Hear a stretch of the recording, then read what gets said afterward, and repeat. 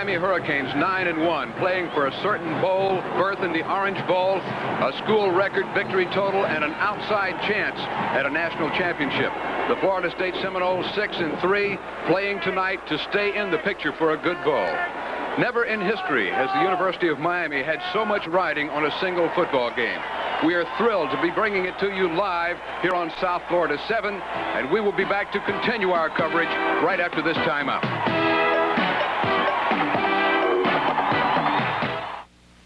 Bring out your best. I wasn't drafted till the 7th round. They don't even know my name.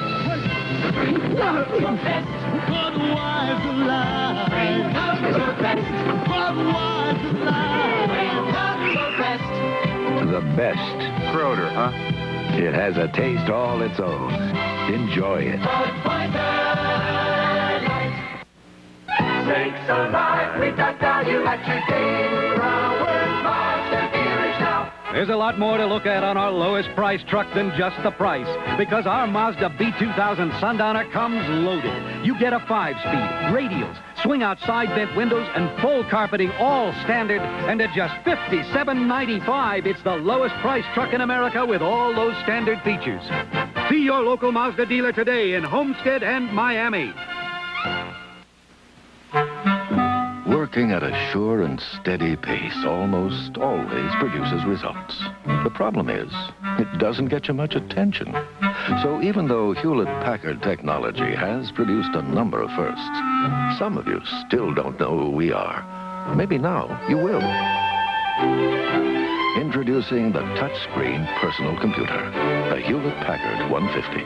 By merely touching the screen, you can find an address, move a paragraph, change a forecast, make a chart. No complicated commands to remember. No mouse, just your finger.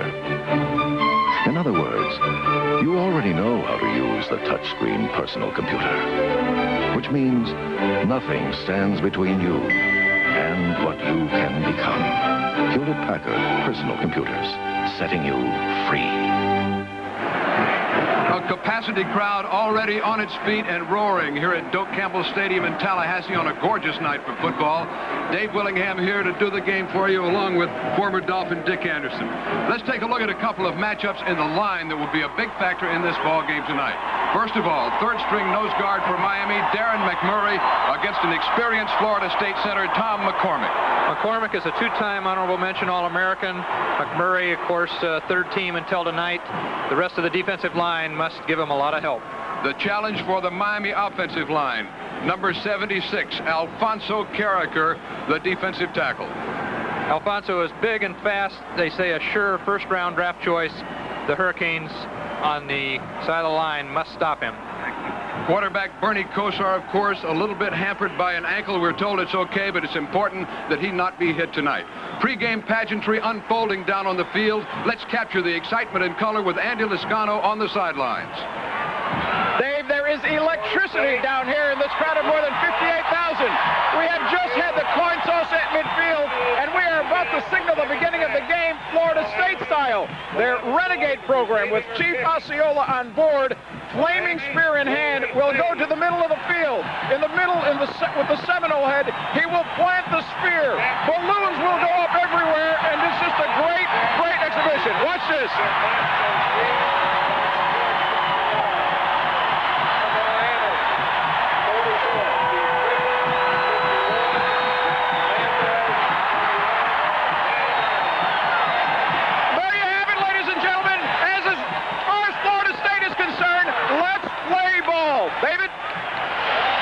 Okay, Andy, thank you very much. What a spectacle. Let's just enjoy this together, fans, for a couple of seconds.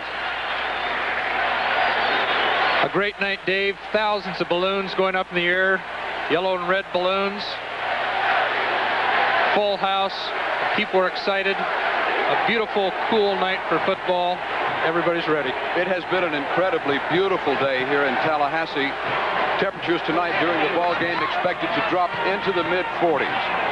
It will be cool. There is very little wind, as you can tell by the balloons just floating straight up in a gorgeous spectacle from Doak Campbell Stadium. The crowd is excited. The teams are excited. The coaches along the sideline are excited. We want you to sit back and enjoy football action at its finest, college style, here on South Florida 7. We may beat it to death before the night's over, Dave, but this game is vitally important to both teams. The Hurricanes, with a win, are almost assured of an Orange Bowl berth. Florida State, if they win it, they're going to get to a much better bowl. So both teams must win. Barry Barco, number 7, the freshman, set to kick it off for Florida State. Reggie Sutton, number 1, averaging 23 yards per kickoff return, standing 2 yards deep in his own end zone to receive the kick. Here comes Barco. We are underway from Doak Campbell Stadium. Kickoff going to one of the up men. That is Darrell Oliver. He has some room. He is over the 35. He is not stopped until he gets to the 39-yard line. Darrell Oliver returning the kickoff from Barco, setting Miami up in good field position for its opening attempt at the offense tonight. Your starting backs for the University of Miami: freshman quarterback Bernie Kosar, leading rusher Albert Bentley, and Keith Griffin in the backfield. The wide receivers, Eddie Brown and dependable Stanley Shakespeare. The line, Berticelli, Comandiero, Sinclair, Ward, Heffernan, and the dependable tight end, Glenn Dennison, the school record holder. We're all set for the first play from scrimmage for the University of Miami and Florida State. Kosar on the screen. Glenn Dennison, his favorite target, has the ball. He is across midfield. He has raced out of bounds at the Florida State 45-yard line. A lot of crisp hitting out there, Dave. Great blocking by the Hurricane offensive line. It was a delay screen to the tight end. You can see Dennison on the near side of your screen, sitting back there, drifting back. Kosar did a great job with that screen, flips it over to him, and Dennison does a good job getting outside where there's a little bit of room up across the 50-yard line. 1st and 10 Hurricanes at the 45.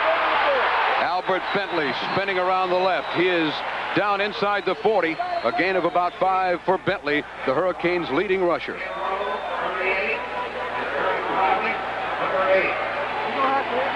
The Florida State defensive line, Carricker, Alfonso Carricker, their big defensive players. Stroud and Williams, the other defensive linemen.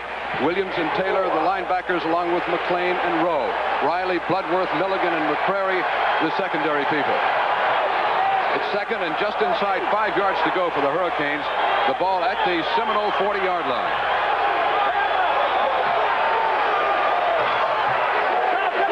Quick drop, Kosar. Eddie Brown has the ball. Eddie Brown near the 20, deep in Florida State territory. And the Hurricanes bite off yardage in large chunks on their first possession tonight. That's another first down. They spot the ball just outside the Seminole 20. Eddie Brown with a great reception. The problem with the Seminoles thus far this year, particularly early in the season, a lot of points scored on them. Their defense is not nearly as strong as their offense is, Dave. Their offense ranked 4th in the country. Their defense not ranked. 1st and 10 Hurricanes. We'll call it the 21 of Florida State.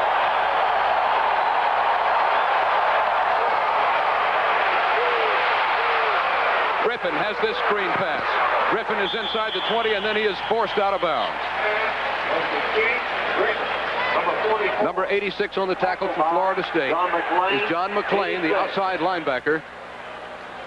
When you see 2 screens that early in a game, Dave, you know that the Hurricane offensive coaches have seen something during the week. It's a tremendous rush that they're expecting from the Seminole front 4.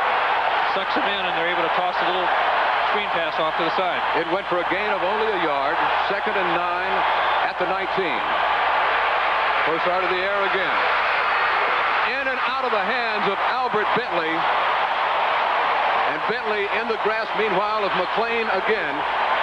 Just able to break it up. It'll bring up a 3rd down and long situation.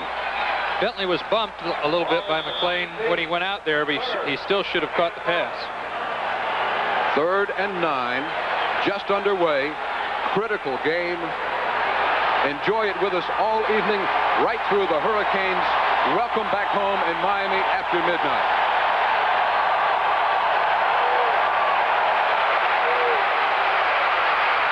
Kosar, plenty of time. A flag goes down as the pass is caught by Shakespeare in the corner of the end zone. You can see Kosar favoring that ankle as he walks off the field. A decision being made by the officials on the fate of that pass over in the corner of the end zone. It was caught by Stanley Shakespeare. Flags immediately went in. It's certainly not a good sign for the Hurricane offense. Kosar limping badly early in the game. He must have hurt it again on that last pass play. He had to dance around a lot waiting for a receiver to come open. Offensive line did a very good job of keeping the pressure off of him.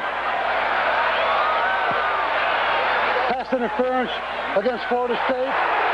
First down on the 1. Looks like they shoved him out right when he was going up for the ball. Here are the game officials for tonight. Referee Paul Schmidt, the linesman Joe Pipkin, Ray, Rose, Lang, and Waits, your other members of the officiating crew. Hurricanes after the pass interference. First and goal at the 1. The last play, tremendous blocking by the Miami offensive line. Kosar had 20 yards. If he could have run, had his ankle been all right, Dave, but he chose to throw it instead. Kosar almost never will run with the football. He hands it off to Bentley, who will try to run with it. Bentley scores! Tough running by Albert Bentley. He's been getting the job done all year long for the Hurricanes.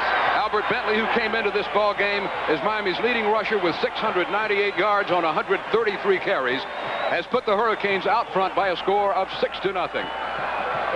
The Hurricanes take the ball, drive it down on their first possession with the aid of the interference penalty, get the opening score. An important factor in a ball game of this magnitude. Jeff Davis on to attempt the point after Rick Tootin will hold. Davis had his long string of points after broken last week with a block. Flag goes down as the kick goes up. The kick is good, and Miami leads it by a score of 7-0. As we say, flags are down. We'll dispense with that. They're talking to Rick Tootin, the holder, and it appears as though the point after will stand. Miami leads 7-0 with 13:03 remaining in the first period. We'll be back to Doak Campbell Stadium after this. Everyone has a dream. For some, it's wealth. For others, it's escape to the South Seas. For Ed Williamson of Williamson Cadillac, the dream is that one day everyone will drive a new Cadillac. And he's willing to do whatever it takes to make that dream come true. They were going to buy a Ford. Thank goodness they got here in time. Williamson Cadillac, across from Dadeland.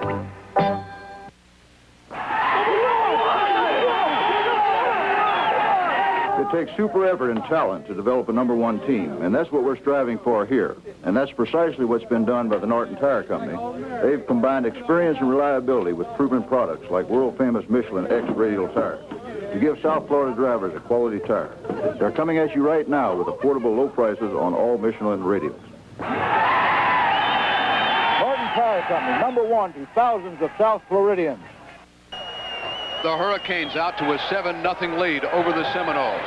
Jeff Davis will kick off from the 45-yard line following the penalty on the point after touchdown.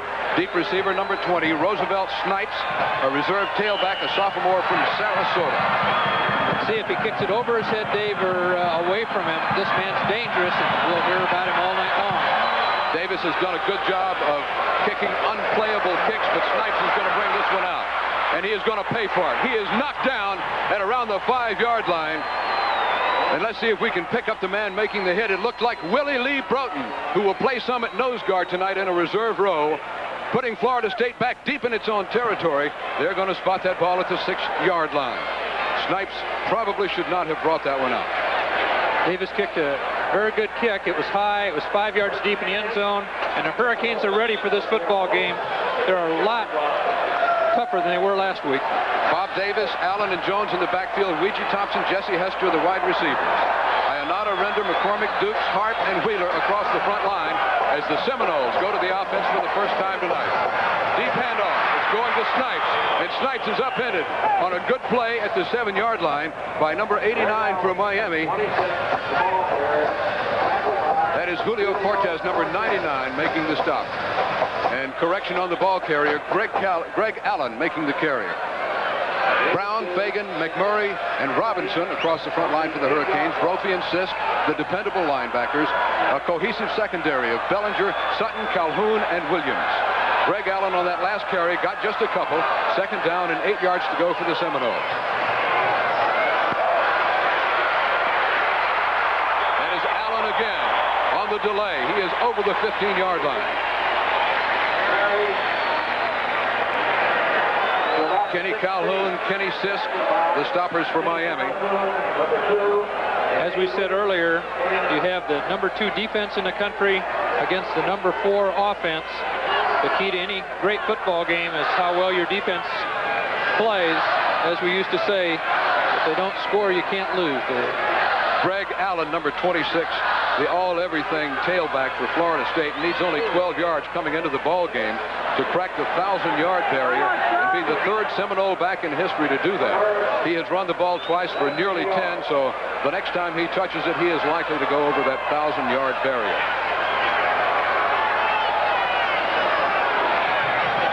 His last carry just short of a first down out over the 15. It'll be 3rd and very short for the Seminoles. The key to the Hurricane defense, of course, is stopping the 2 great runners that Florida State has. The defensive linemen, linebackers must stay at home. They have to keep their responsibilities. Florida State is not known as a passing team, and of course their starting quarterback Kelly Lowry is out. You have Mr. Bob Davis in the game. Davis, number 10, just plunges ahead behind those big offensive linemen. He has the first down. He has the first down, Dave, and they are big. Let us drop down to the sidelines. Andy Lascano.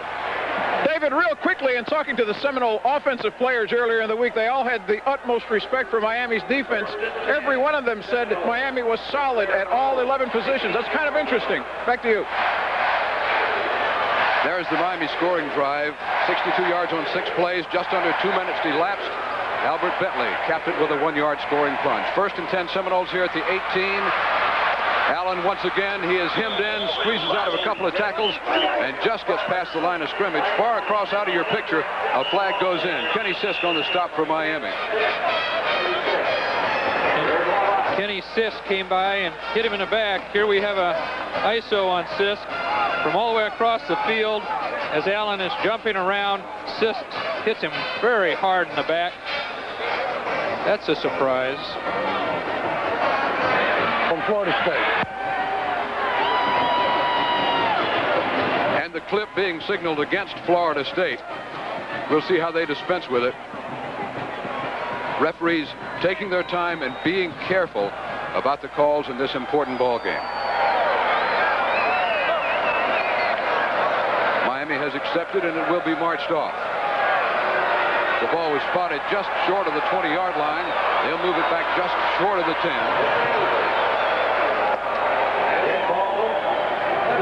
Florida State. You hear Paul Schmidt, the referee, announcing the clipping penalty against Florida State. It'll be 2nd and 20 coming up for the Seminoles inside their 10-yard line.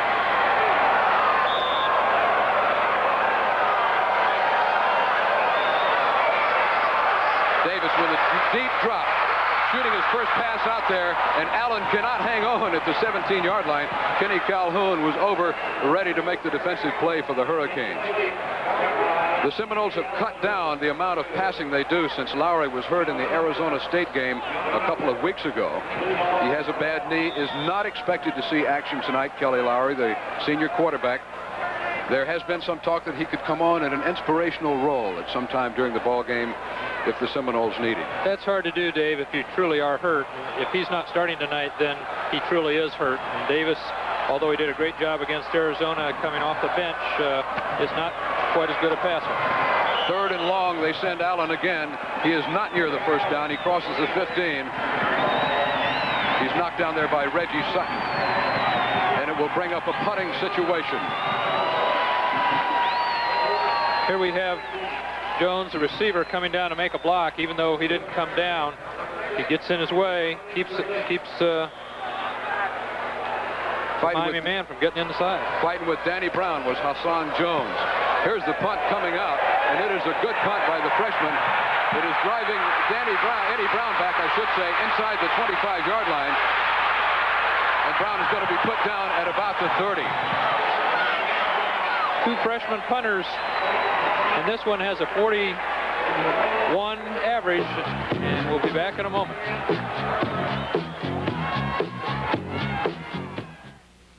You gotta reach deep inside. We always run faster together. Maybe it's the baton. Maybe it's the way we push each other. Bring out your best. Budweiser Light. Bring out your best. Budweiser Light. The best has a taste all its own. Enjoy it. A 51-yard punt by FSU freshman Lewis Berry has the Hurricanes set up on the far hash mark. 1st and 10 at their 30-yard line. A lot of Miami fans in the ballpark tonight. Well, they are wild and crazy. Most of them members of the Howling Hurricanes Super Fans organization that is so vocal in the Orange Bowl on so many afternoons of football. 7-0 Hurricanes out in front. 10:34 remaining in the first period from Doak Campbell Stadium in Tallahassee. Hurricanes to the offense for their second possession. Stanley Shakespeare near side. Eddie Brown far side. Griffin sets up on a wing right. Kosar gives to Bentley, and nothing doing there at all. David Ponder, defensive tackle, was right there to greet Albert Bentley and stop the play call. No hole there. We see the Miami line coming off the ball, but number 45 just won't let it happen. He plugs up the middle. Quite a play, and Bentley cannot get away. Number 85, David Ponder, making the play, causing the no-gain situation for the Hurricanes. It will be 2nd and 10.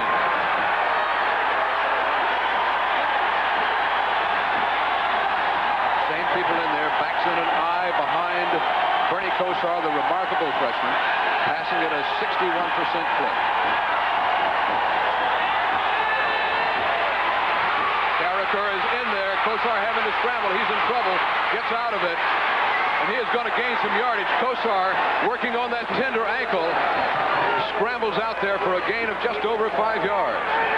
That's the best job of scrambling Mr. Kosar has done all season long. He was running to the first down.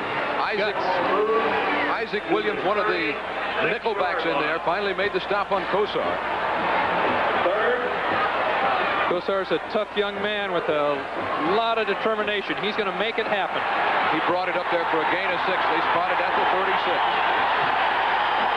Shakespeare and Brown still your wide receivers. Crowd alive.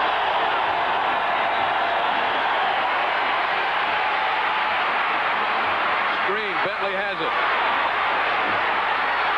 Tough running by Albert Bentley. He is over the 40. He has the first down for the Hurricanes. Prince Matt, a linebacker, in there to help with the stop for Florida State, along with number 23, Tracy Ashley. Again, that's the 3rd screen we've seen tonight.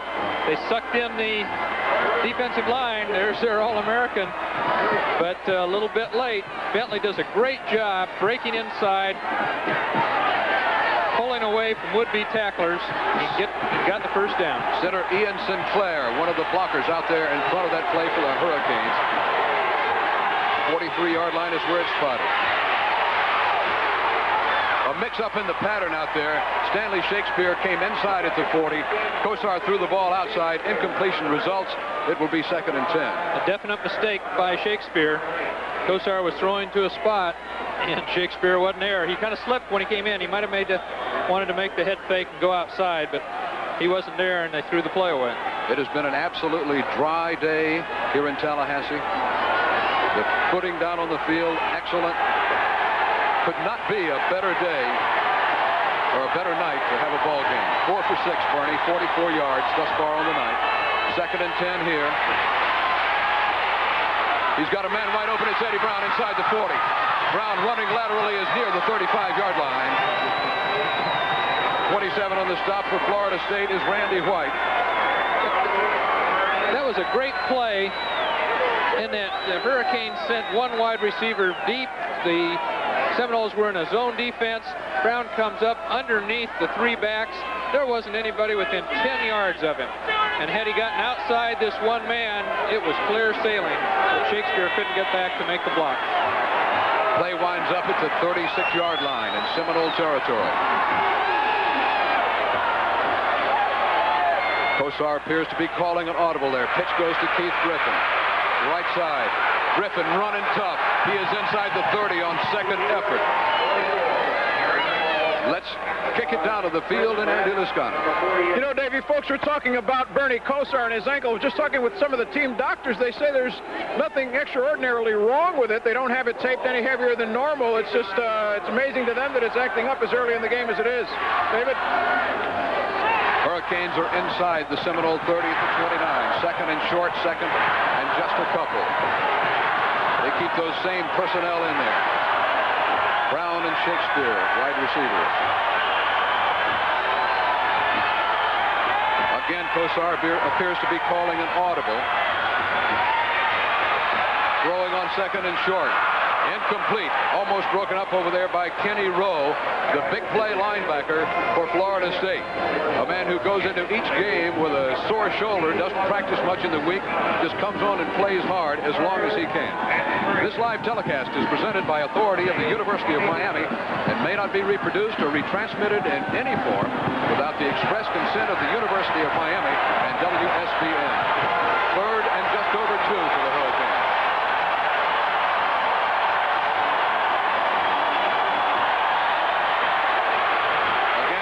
Close to Bernie Kosar. Bernie gets it away, has a man open, but the ball is going to be intercepted down near the goal line. He was trying to go to John Smetana in the end zone. The ball underthrown, and let's see if we can pick up who picked it off. A poorly thrown pass by Kosar. He had a lot of time back there. He's looking around. Everybody's covered, and he just threw it up to the end zone. Should have been intercepted. Wasn't a very smart pass by Kosar that time. Brian McRae, junior free safety, the intercepting party for Florida State. The turnover gives the Seminoles the ball at their 1-yard line. Again, they have to start deep in their territory, but they have turned aside a second Miami attempt at scoring in this ball game. Hurricanes sitting on a 7-0 lead. 6:55 remaining, first period. Bob Davis brings the Seminoles out. Allen, of course, gets the pitch. That is Roosevelt Snipes, I beg your pardon, and he is out over the 5. Bobby Bowden will alternate his tailbacks quite a bit. He will show you Allen, then he will show you Snipes, and we will show you some action in the offensive line. We talked earlier about the All-American at center, and we got him.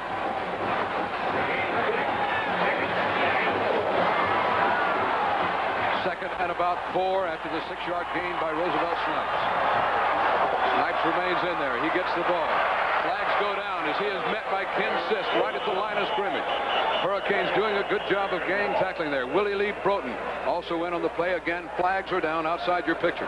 Willie Lee is playing nose guard right now on the center. He's doing a good job getting his hands on top of the center and getting away from him as he made that tackle 2 plays ago. He and Darren McMurray will split the nose guard duty tonight in the absence of the injured Tony Fitzpatrick.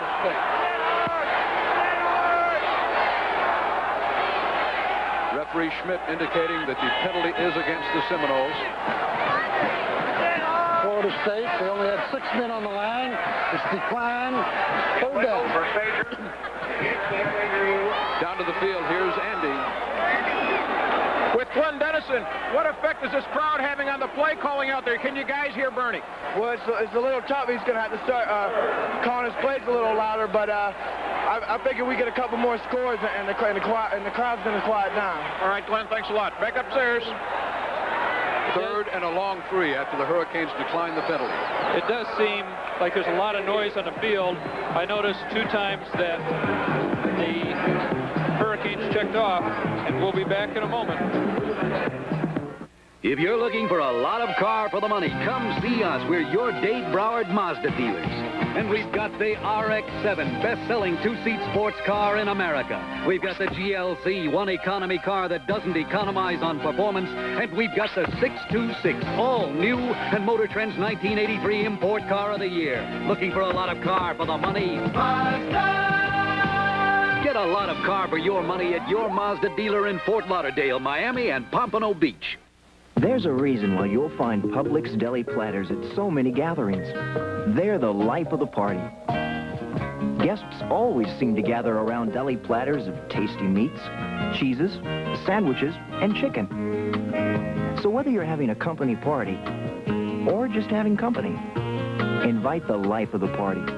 Order deli platters from the deli at Publix. Good food from the deli at Publix. For the good times. It is happy birthday time for Bobby Bowden, the Seminole head coach, born 54 years ago last Tuesday in Birmingham, Alabama. This is the oldest series of Florida State football. The Hurricanes lead it 14-12. Quarterback Barry in trouble, scrambling out of it. The ball may be loose. We have a big pileup down on the field, and the Miami kids are indicating they have it. We will watch as they unstack. They are indicating they have it, Dave, but I thought the quarterback was down when he dove forward. They are giving it to the Seminoles. Willie Lee Broughton, who's playing over the center at nose guard, is doing a good job. I thought he had the tackle, but the quarterback ducked right under his arm. He didn't get back to get low enough to get him. Barry scrambles, picks up the first down out at the 15-yard line. Jesse Hester into the ballgame at a wide receiver spot for the Seminoles. 5:35 remaining in the first period at noisy Doak Campbell Stadium. Davis with a play fake. Intending for Hester, overthrown almost into triple coverage with Bellinger, Calhoun, Eddie Williams, all in the area along with Reggie Sutton. Let's take a look at Jesse Hester. Hester is their dangerous receiver. He goes down deep. Looks like he's going to take off, but he comes back to the curl. The Hurricane linebackers did a great job getting a deep drop. As you can see, Sisk there in front of you, dropping back for the pass. The quarterback had to throw it up over the top and threw it a little bit too high. Hester, a man whose speed is advertised at 4.44 yards for the 40-yard dash. 2nd and 10, Seminoles 15. Delay, Snipes, nothing doing. He is gang tackled right at the line of scrimmage. Jay Brophy in on the stop. Kevin Fagan also there for the Hurricanes. They stop that little draw play absolutely cold. The Hurricane defense all night long they have to stay at home, do their job, plug the holes, because the Seminoles have two very dangerous running backs that can get away at any time. 89, Tom Wheeler coming into the ball game at tight end. 3rd down and long. Seminoles will put 3 wide receivers out there. They have only 1 remaining back. Davis flicks it out. Wheeler is the man who catches it. He is going to be short of the first down at about the 23-yard line. Eddie Williams over there making the play for the Hurricanes. Just short of the first down. They sent the wide receivers deep, brought in 82 underneath the wide receivers, but he didn't quite get there for the first down. Punting time one more time for the Seminoles. Freshman kicker Lewis Berry, number 6, onto the field. Berry has an interesting technique, Dave. He has kind of a weird one-step technique, but he kicks the ball very high and very long. A great freshman punter that's going to help this Seminole team for a long time. Almost got he is run into down there as he gets it away. Eddie Brown calling for a fair catch at the 39, but the Hurricanes got a piece of young Mr. Berry attempting to rush that punt. Flags are down. You see Berry clapping his hands. As punters will do, he did a pretty good acting job on that. Let's take a look at what he did on that play. That was a good acting job, and it's a questionable call because he might have been blocked into him as the up back hit him, but the aggression on a play like that can really hurt the Hurricanes. They had a chance to get the ball on the 40, and now the Seminoles have a first down. I got running into the kicker against Miami. Ron Harris, reserve defensive end, number 57, was the man who appeared to have been blocked into the kicker. Penalty has been called. It will give Florida State a first down at the 29-yard line in their territory. Is there a difference between roughing the punter and getting pushed into it? Kelly Lowry, the senior quarterback that we've talked about, is up and moving around on the Florida State sidelines. Meanwhile, out on the field, 1st and 10. Berry, option play, coming this side. The pitch going out there to Snipes, and he had a hard time with that one right along the 30-yard line. And a flag goes down far away from the ball on the other side of the field. Number 75, Herbert Harp, was trying to block a Miami player right at the end of the play as the referee was looking right at him. Harp throws an elbow at him. The referee calmly dropped his flag. That's going to be a unnecessary roughness penalty against the Seminoles. Several penalties have interrupted play so far here this evening. And they are taking their time, as we said, discussing, making sure every call is right here. Here's referee Schmidt.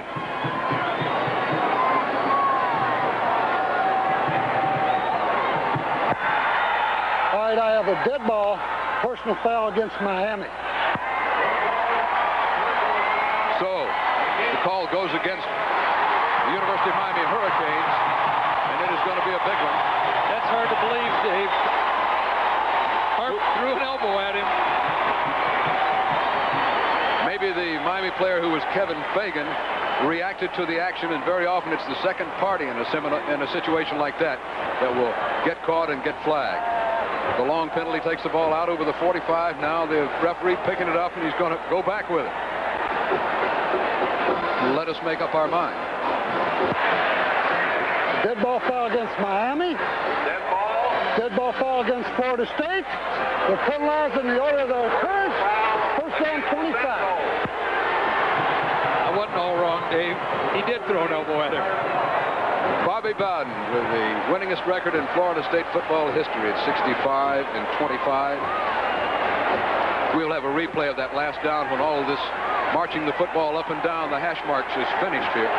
Those kind of penalties against either team are very dangerous. You stop a drive. Happened to Miami on the punt. They've had a couple penalties here.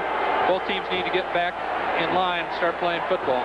Of course, a penalty set up the Miami touchdown. The interference call on Florida State in the end zone. But it was a dead ball penalty, and we see a 1st and 25. Now that will certainly help the Hurricane defense. And the penalties were marked off against each team in the order of preference. So the first penalty was Miami, and the second penalty against Florida State. So they moved the ball down the field. That's 10 yards and a first down. The second order was Florida State. They moved the ball back 15. Hence, it's 1st and 25. You have to be a math major to be a referee in college football. You can put the calculator away now, Richard. It's 1st and 25 at the Florida State 30-yard line. The figures on the scoreboard are easy to read. Miami has 7 points. Florida State doesn't have any.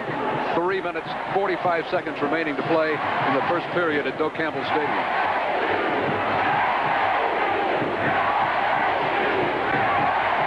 You can hear the fans chanting FSU. They're expecting a crowd that possibly will break the record here at Doak Campbell Stadium, which is 57,000 and change. Technically, the stadium holds only 57,000. I think they may have more than that tonight. Back to the action we go. That is Snipes with the football. He is up near the 35-yard line. Fred Robinson in on the stop, among others, for Miami. Also there, Jay Brophy. Kenny Sisk also in the area. Somewhat surprising that we're seeing so much of Snipes in the ball game. Allen hasn't played since that first series. I don't know if his knee is bothering him a little bit, but the people in Tallahassee are extremely high on Snipes. They say at the end of his career, he could be better than Allen. 2nd and about 21 from the 34-yard line, Seminole territory. Play fake by Davis, looking for the screen. Miami has it covered up pretty well. And it is going to fall incomplete. Alert play by the Miami defense. Ball intended for Snipes. Moving up to put the hit on there was number 99, Julio Cortez, from his defensive end position. The Hurricane defense had that little screen play infiltrated and figured out pretty well. They were not fooled by that one. Both 99 Cortez as well as Kevin Fagan were right in there. You can see them go in, start to rush the passer, realize they've got no pressure on them. They hold and read. They did a good job of diagnosing that play. 3rd and long. 3rd and about 22 for the Seminoles. 34-yard line in their territory. Davis looking down the middle, has a man there. Hassan Jones inside the 50. Jones gets away from one man. He is going to be stopped just short of the first down. Kenny Calhoun made the saving tackle on Hassan Jones. And let's watch the route that he runs and the way that that play was executed by the Seminoles. Seminoles had plenty of time to throw the ball. Again, a deep crossing pattern. He wanted to get down to the first down yardage. Bob Davis throws it right on the money. And Hassan almost gets away. Kenny Calhoun comes up, bulldogs him to the ground. And the Seminoles are going to punt it away. They're not going to go for the first down. Calhoun, a sure tackler, and he saved a first down conversion by the Seminoles there. Lewis Berry on to punt the ball away. Berry pops it right straight down. Brown calling for a fair catch at the 3-yard line. Dumb. That's a cardinal rule for a punt returner. You stand on the 10-yard line. You don't let the ball go. In a moment, we'll be back. Marine Corps Aviation. Support from the air for Marines on the ground. We fly some of the world's most sophisticated jets. Tactical planes, all types of helicopters, even transport and refueling planes. More than 1/3 of our jobs give technical skills and training in aviation. And as a Marine pilot, we offer you a challenge you won't find anywhere else. Check us out. Maybe you can be one of us. The few, the proud, the Marines. 49-year-old University of Miami coach Howard Schnellenberger, 1981 Coach of the Year. Many are saying that he is in consideration for another such honor here in 1983. I think if the Hurricanes win tonight, you may just very well may see Howard Schnellenberger be the Coach of the Year again. His team is pinned deep in its own territory. You can see the ball resting down there just outside the 2-yard line in Miami territory after Eddie Brown caught that 41-yard punt from Lewis Berry inside the Miami 5. There's a lot of noise down in the field. The Seminole players are getting the fans geared up. Kosar is having a hard time here barking out the signals and getting the automatics out. Alonzo Highsmith in the ball game at a running back, the freshman for the Hurricanes. Kosar into his own end zone. Shoots the ball out there, has a man wide open. Stanley Shakespeare can't make the catch at the 42. Shakespeare all alone had to come back on that ball a little bit and just couldn't hang on.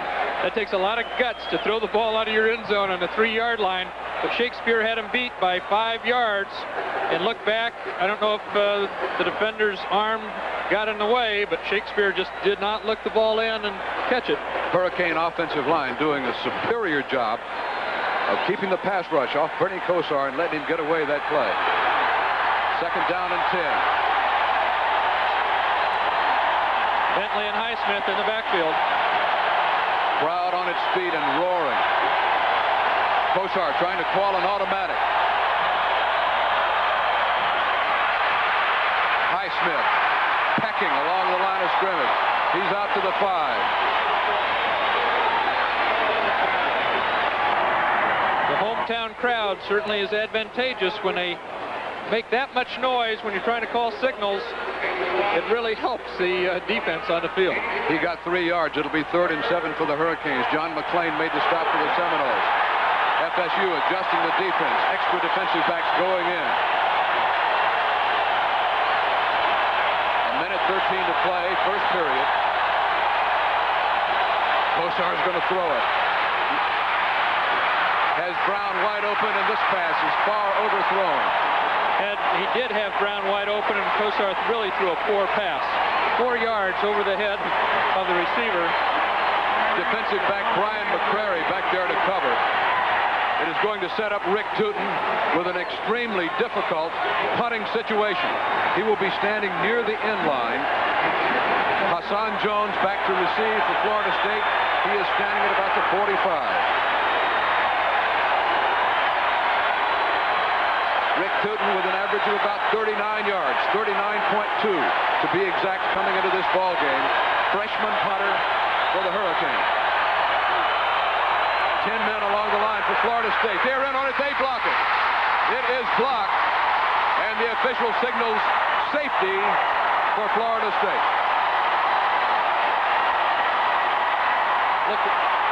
Looks like we'll take another look, see if we can pick out who blocked that punt by Rick Tootin. 10-man rush by Florida State. A whole bunch of people.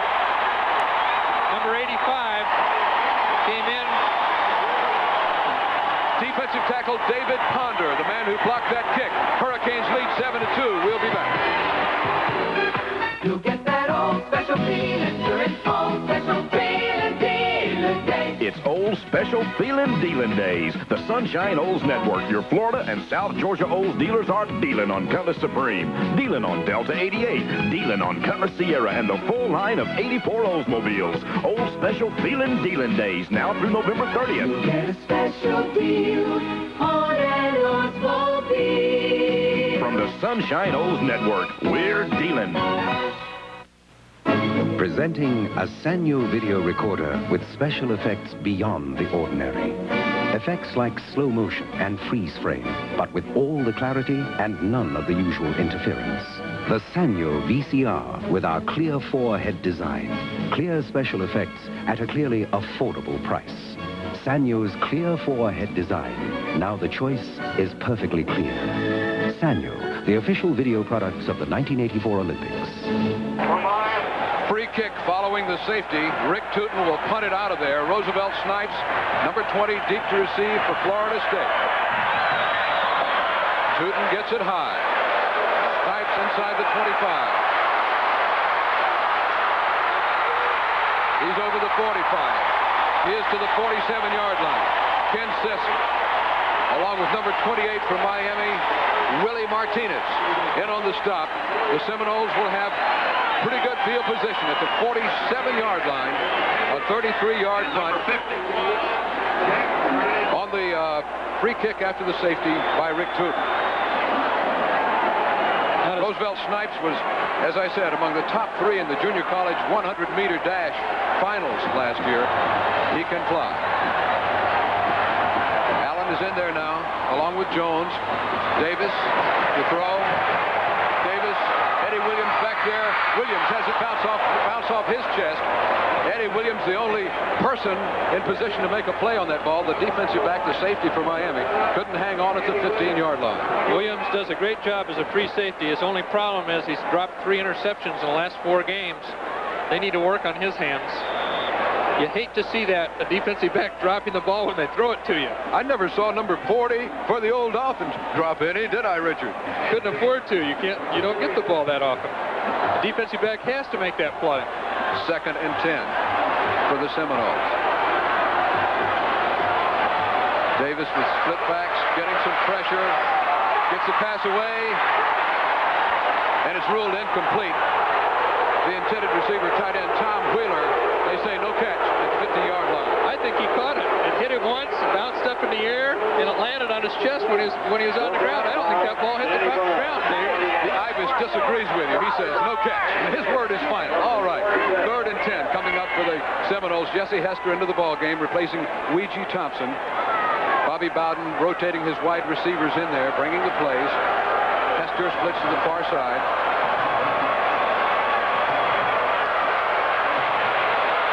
Davis looking for one receiver.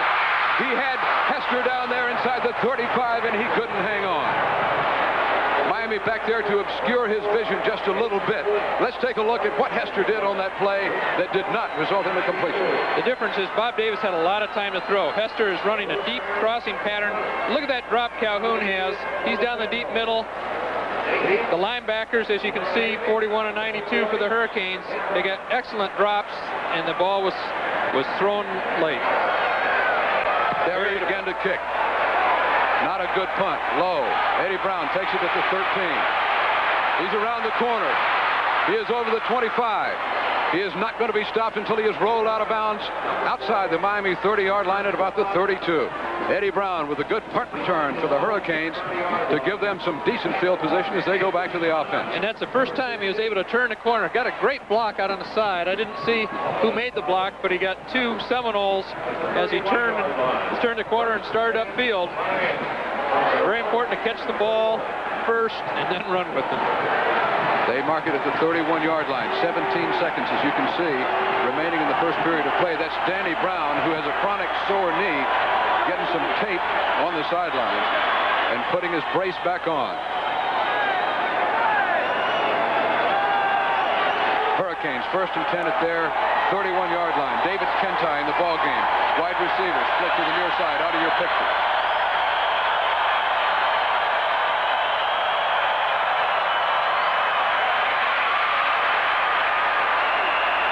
Keith Griffin with the ball. Running play out over the 35-yard line with Griffin on the right side. Tough runner, Griffin, for his size. He's not very tall. That enables him sometimes to get under the big defensive lineman, but he runs with a lot of heart. The brother of double Heisman Archie Griffin. It's the end of the first period. The Hurricanes lead it by a score of 7-2, and we'll be back.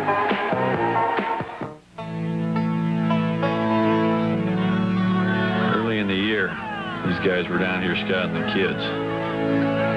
Now they're back looking for help. Bring out your best, Budweiser Light. Bring out your best, Budweiser Light. The best has a taste all its own. Hey, Bob, you got a minute? Enjoy it. Budweiser Light. When you map out a great ride, you'd best have a Suzuki Quadrunner. Because when things get bumpy, you'll need the ATV with Suzuki's 4-wheel stability. And the convenience of Suzuki's own reverse gear. Take off on the powerful Quadrunner 185, the rugged 125, or the knee-high 50. An entire family of Quadrunners, all with the sensation of Suzuki. Supplier of motorcycles and all-terrain vehicles to the '84 Olympics. Updating the first quarter stats on the 2 quarterbacks. Bob Davis of the Seminoles, 2 for 8, 26 yards. Miami freshman Bernie Kosar, 5 of 11 tonight. He has an interception. 64 yards his total passing on the night. And he goes back to work at the 36-yard line in Hurricane territory. 2nd and 5 yards to go. Has a man wide open out at the 45. Making the reception is Stanley Shakespeare. He's very close to a first down. Shakespeare running the out pattern. Eric Riley hit him. Riley's playing off Shakespeare quite a bit. I think he's a little afraid of them going deep, but that enables the Hurricanes to run a crossing receiver underneath the deep receiver, and that is getting the Hurricane receivers open. Just past the 45 in Miami territory is where the ball is spotted. Kosar deep drop, gets it away. Bentley has it on the screen. Almost good cut back by Bentley as he was almost hemmed in. Second effort gets him inside the 50 and down to about the 46-yard line. David Heffernan made an absolutely superb block, coming back, knocked 3 Seminoles down. He allowed Albert Bentley to get out of that little trap that he was in behind the line of scrimmage on the screen pass. That's not good. Ian Sinclair was momentarily down. He's limping a little bit back to the huddle. I think the referee is going to force him to take a short rest, and we'll talk to Andy Lascano on the sideline. All right, you know, during the Mississippi State game, Howard Schnellenberger brought up the crowd factor with the cowbells. That same thing could happen here. The crowd having a big effect on Miami's offense, and they need to score, as Glenn Dennison said, to keep them quiet. David?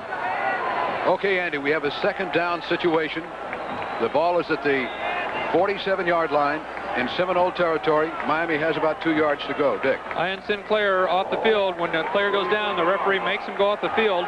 Stu Schnellenberger, the coach's son, number 56, is in at center right now.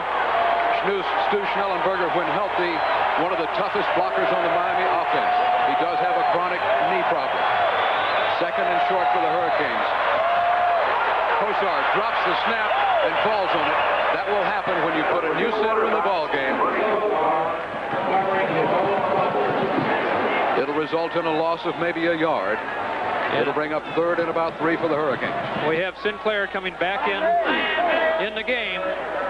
They got him on the sideline, wanted to look at him, and Sinclair just shoved the doctor away and says, I want to go back. Sinclair, one of the Canadian natives, one of 2 of them on this University of Miami team. The other one, freshman running back Alonzo Highsmith. 3rd and about 3. Griffin and Bentley in behind Kosar. He sees the pressure. He throws the ball. Eddie Brown has it. Breaks one tackle and is knocked down at the 30-yard line. Hey, what? Kosar throws the ball all kinds of different ways. Underhand, overhand, sidearm, bunny from the top. But he's getting great protection tonight from the Hurricane offensive line. Plenty of time. He's sitting back there. Looks like he's going to run it. Then all of a sudden just flings it. Pat Milligan, number 19, defensive back from Fort Lauderdale, finally coming up to make the stop on Eddie Brown. It's a Hurricane first down, 30-yard line in Seminole territory. Hurricanes a 7-2 lead, 12:47 remaining in the first half.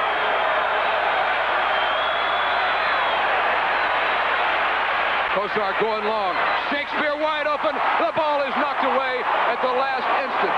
Eric Riley getting over to make the play in front of Stanley Shakespeare and saving a such touchdown for the Seminoles. Shakespeare did have him beat. Had Kosar thrown the ball a little bit quicker, it would have been a sure touchdown. Riley making a great play, diving for the ball. Other than that, the Hurricanes would have scored. Kosar 8 for 15 now, 99 yards. He does have the interception deep near the Seminole goal line. 2nd and 10 at the 30 right now. Bentley and Griffin remain the running backs. Brown and Shakespeare, the wide receivers. Kosar gets it away, just puts up a wounded duck, and he is fortunate that that was not intercepted by number 8, Eric Riley. That's the second time Kosar's done that tonight.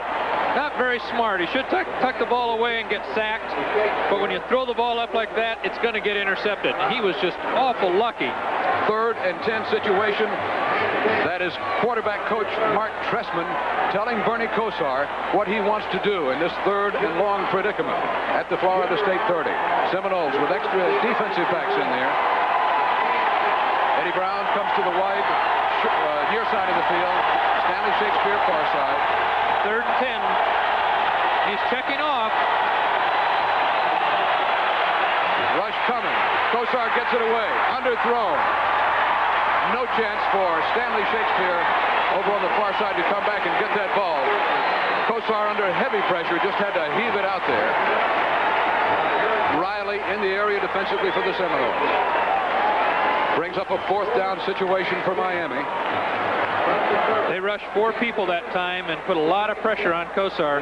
He just didn't have time to find the open receiver. Jeff Davis coming on to try the field goal for Miami. Davis 10 of 17 on field goals this year. Has not missed inside 40 yards. This will be a 46-yard attempt. Rick Tootin, number 12, the hole. Davis puts it up. And off it to is the just side. under the bar. Just under the bar. No good. 46-yard field goal attempt by the Hurricanes comes up empty. And they maintain their lead of 7-2 with 12:20 remaining in the first half of play. We'll be back. Eastern announces a major breakthrough in airline bonus programs. We've added TWA to our program so we can land frequent travelers in cities we don't even fly to, in Europe and the Middle East, as well as to all the places we do fly to. And when you fly TWA, we credit your miles in our program.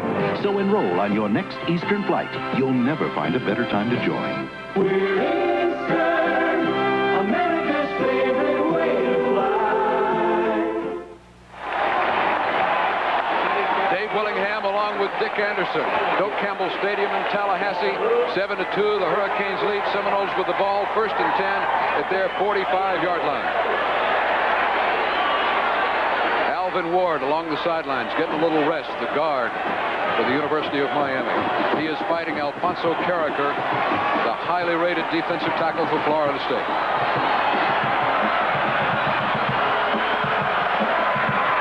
Davis gives off to Allen. Allen, right side, not much. Kenny Sisk over there to help with the stop for Miami. And a flag down in the play.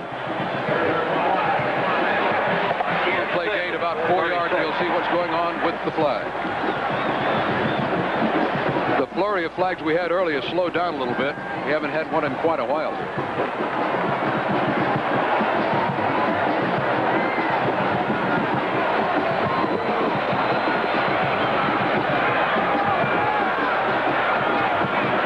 There's a 5-yard illegal use of the hand against Florida State. Stay first down. Moves the ball back to the 40-yard line. Seminoles will have 1st and 15 to go. Luigi Thompson coming into the ball game at a wide receiver spot, bringing the play from Coach Bobby Bowden on the sideline. Birthday Bobby, 54 years old, last Tuesday.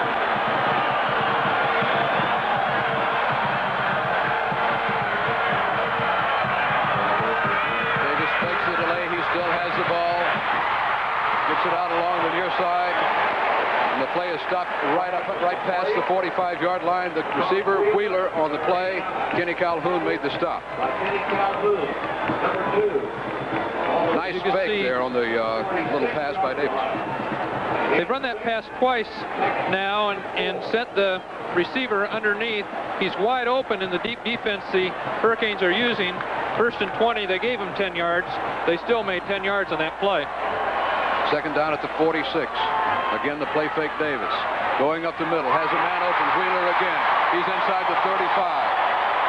Knocked down in there by Eddie Williams for Miami. And Wheeler is staying down. You're watching Hurricane football on WSVN, Miami, Fort Lauderdale, South Florida 7. And we're glad to be with you live from Doak Campbell Stadium. A lot of excitement in the stadium tonight. He got hit pretty hard. That is Hassan Jones and not Wheeler. Jones 88, Wheeler 89. He gained a 1st down for the Seminoles at the Miami 33-yard line. The Seminoles have found something they like against the Hurricane defense. Give to the fullback up the middle. Cletus Jones carrying the ball game, the sophomore from Miami. Let's watch Kenny Sisk work the play. That's the leading tackler. He's taking on the guard. Comes up and does make the tackle to Cletus Jones, driving straight forward.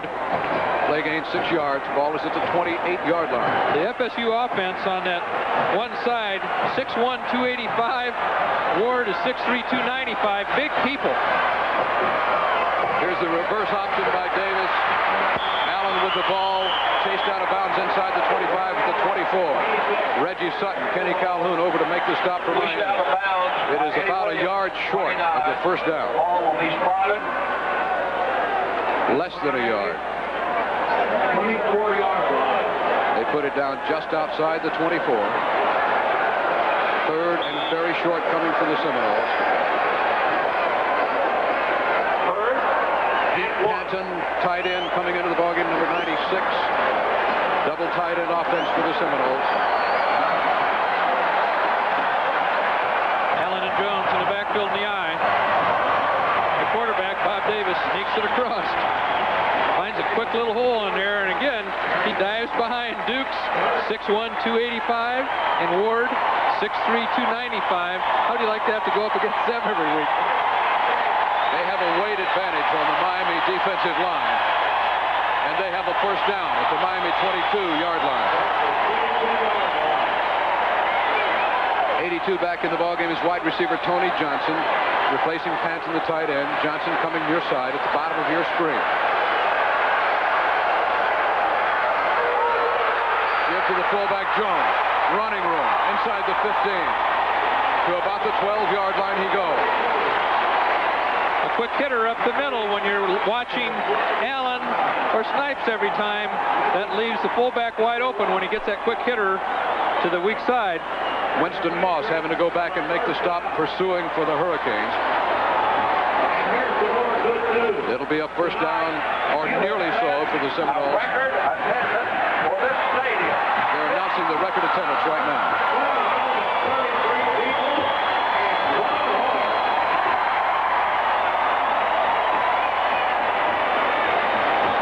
Not even halftime, and they've already announced that they have record attendance, 57,433.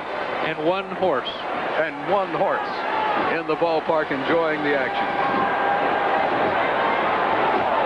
lot of excited fans here tonight. It's not going to be anybody leaving early as far as we can see. Play came up short of the first down. It's just outside the Miami 12. Danny Brown back on the field. We saw him earlier getting a knee tape job. Seminoles with 2 tight ends in the ball game. Pitch, Allen wrestled out of bounds near the first down marker. Kenny Sisk making the stop along with Reggie Sutton for Miami. I think he got the first down. You can see Howard Schnellenberger on the sideline with Tom Olivedada, the defensive coach.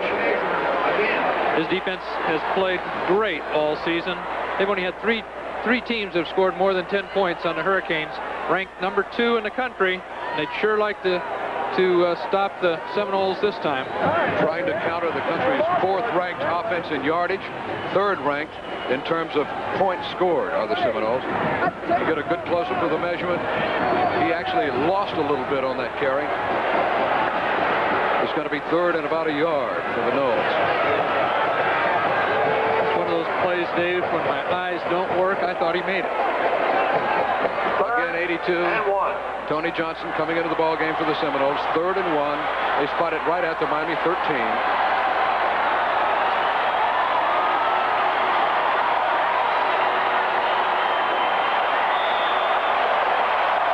Miami would like to stop this thrust. Did they do it? Does not look as though they did. Cletus Jones carrying the football. You can see Cletus written across the back of his uniform. That's because there are 4 Joneses on this Seminole team and about 3 guys named C. Jones, so they just spell out their entire first and last name across the back of the jerseys. And Jones are good players.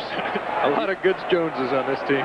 Cletus Jones, the 215-pound sophomore from Miami, switched from linebacker this year, moved into the starting fullback spot when their fine fullback Cedric Jones, first down, was knocked out for the year.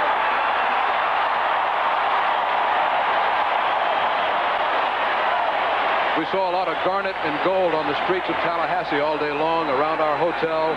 Everywhere you looked, it was garnet and gold, and the stadium is a sea of those colors as we look down on it tonight. 1st and 10, Seminoles at the 12. Davis brings them up. Allen, they almost collided on the handoff. Allen working his way inside the 10, near the 5 at the 6-yard line. Jay Brophy and Ken Calhoun make the stop for Miami, but the Seminoles are driving the football. Allen is a great runner. An average runner would have been stopped in the backfield, but he, running with those knees high, driving toward the goal line, picks up 5 yards. Miami, 5. Miami coach Howard Schnellenberger points out that he runs each step with authority. He does not waste any motion. He runs hard every step of the way. 2nd and 5. Davis to give to Jones. Up the middle. Loads of Hurricane white shirts in there to make the stop. Jay Brophy, one of the leaders. Also getting up off that stack, Willie Lee Broughton, number 80, filling in at nose guard. 7-2 Hurricanes. Clock counting down, the time remaining in the first half, approaching the 8-minute mark. It'll be 3rd down for the Seminoles. Ball is at the Miami 3-yard line. 1 yard to go for a Seminole first down.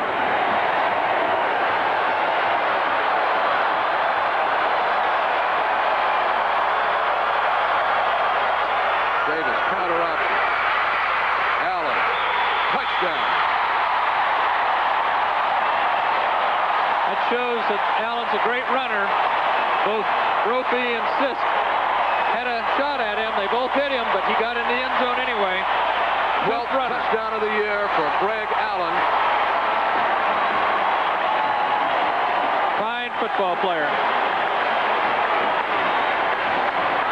Well over 1,000 yards for this season for Mr. Allen, even having missed the Auburn game except for one play and part of another one. Bill Hall to try the point after touchdown. It goes through as flags go down.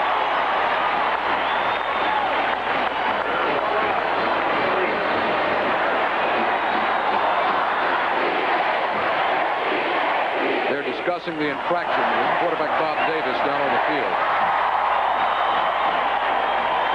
All right, we have Miami. There's offsides. We'll penalize kick off the point is good.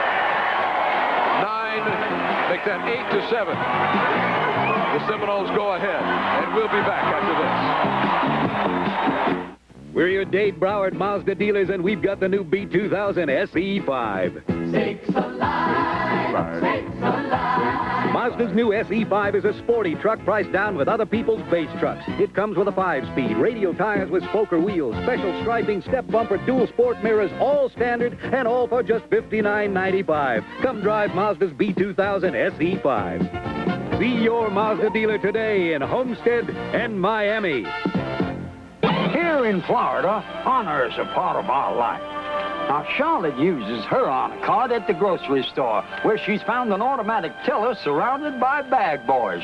Mama uses hers to transfer money between accounts and watch our balance. Of course, I don't write checks like I used to, but my boy and I don't need them.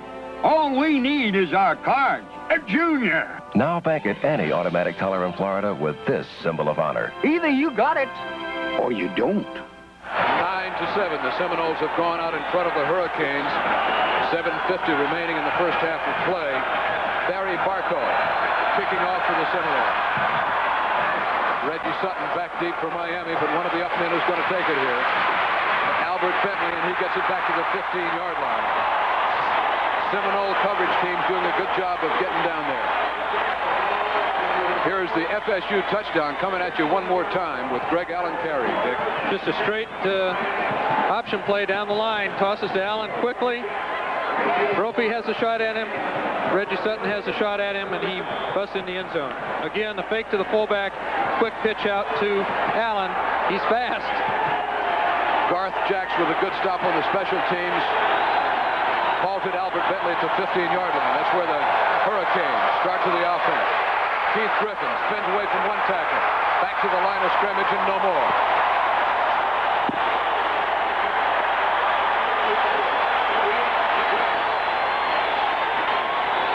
Another picture of the touchdown. Ducks in under Brophy.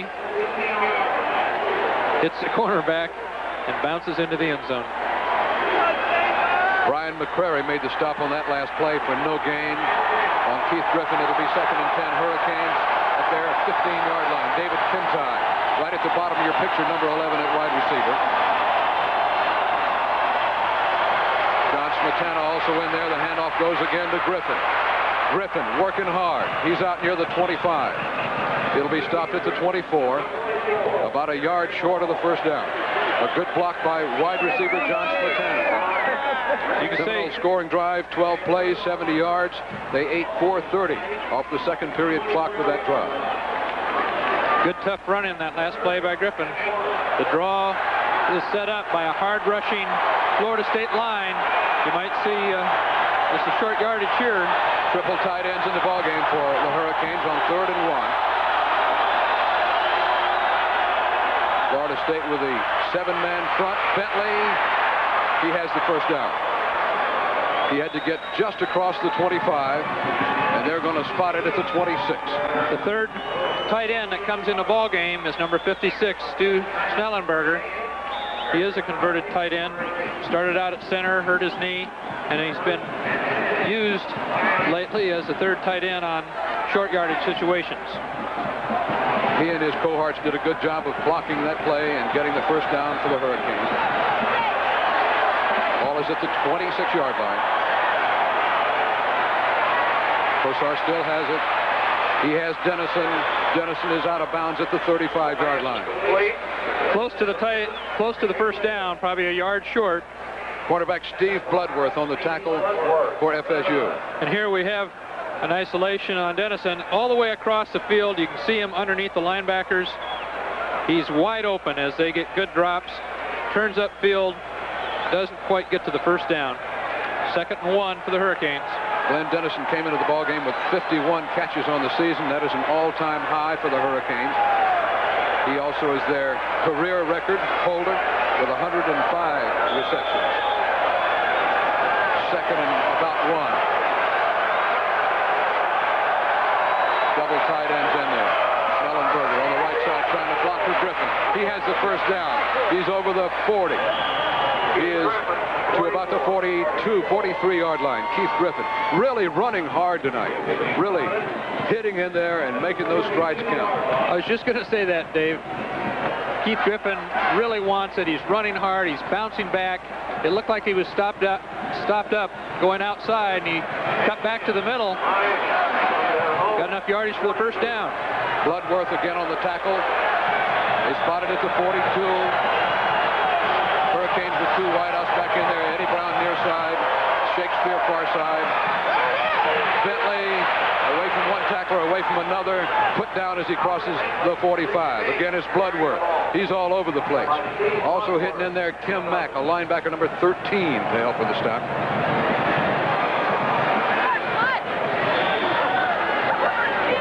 Here's Andy on the sidelines. All right, with Jay Brophy, it seems like they're having a lot of success throwing the ball over the middle on you folks. You were just telling Willie Martinez something. Well, Willie told me we're getting good drops. We're just getting a little guy open just a little bit and throwing it in there. We're in our drops. We just got to see the ball a little sooner. All right, Jay. 2nd and 7 play. Kosar will pass. Gets away from the pressure. Still holding it. Look at him dance. Now he's going to be sacked. Kosar evaded the rush as long as he could. And then 45, Isaac Williams. And number 98 for the Seminoles, Brad Boytick, also in on the stop. I tell you, the Hurricane offensive line, Berticelli's doing a great job on Alfonso, holding him out, pushing him away. Kosar jumps up in the pocket, has a lot of time to throw, but can't find a receiver. Alfonso's smelling him out. Losses back to the 39-yard line. 3rd down for the Hurricanes. About 13 yards to go for a first down. Eddie Brown all alone. Makes the reception. They're going to call it a catch at the 35 in Seminole territory. And he made a great catch. An adjustment to the ball and then the catch. On the replay, Kosar drops back. Carricker, you can see him on the left side this time, putting a lot of pressure on Kosar. He's cool. He stands in there, wings it away. We had a defensive back lose his footing, but Brown kept his eyes on the ball and caught it as he was getting hit. They knock him out of bounds, but it's good enough for a first down. A lot of noise in the stadium. Very, very difficult for Kosar to make his automatic calls. They're at the 35 in Seminole territory. This is Griffin doing a good job to get back to the line of scrimmage. Not much room down there for Griffin, but he does get back to the line of scrimmage. Again, Bloodworth in the area to make the tackle, along with number 48, Prince Matt, the linebacker for the Seminoles. He lost about a yard on the play. It'll be 2nd and 11. I wouldn't doubt that we see a screen coming up pretty quick, Dave, because they're putting a lot of pressure, rushing very, very hard. Bentley turns around to say something to Griffin. Over the head of Eddie Brown, just outside his reach. Again, Kosar under extreme pressure back there. The Seminoles were in a blitz that time. Didn't look like Kosar checked it off. He has been checking off, and the offensive players are having a hard time hearing him. A lot of noise in the bottom of the stadium. That time he didn't check off. They came in the blitz, man-to-man coverage. All the receivers were covered. 9-7, the Seminoles lead it. We have just over 3 minutes remaining in the first half of play. Stay with us all night long here on South Florida 7 for live coverage of the Hurricanes' biggest game.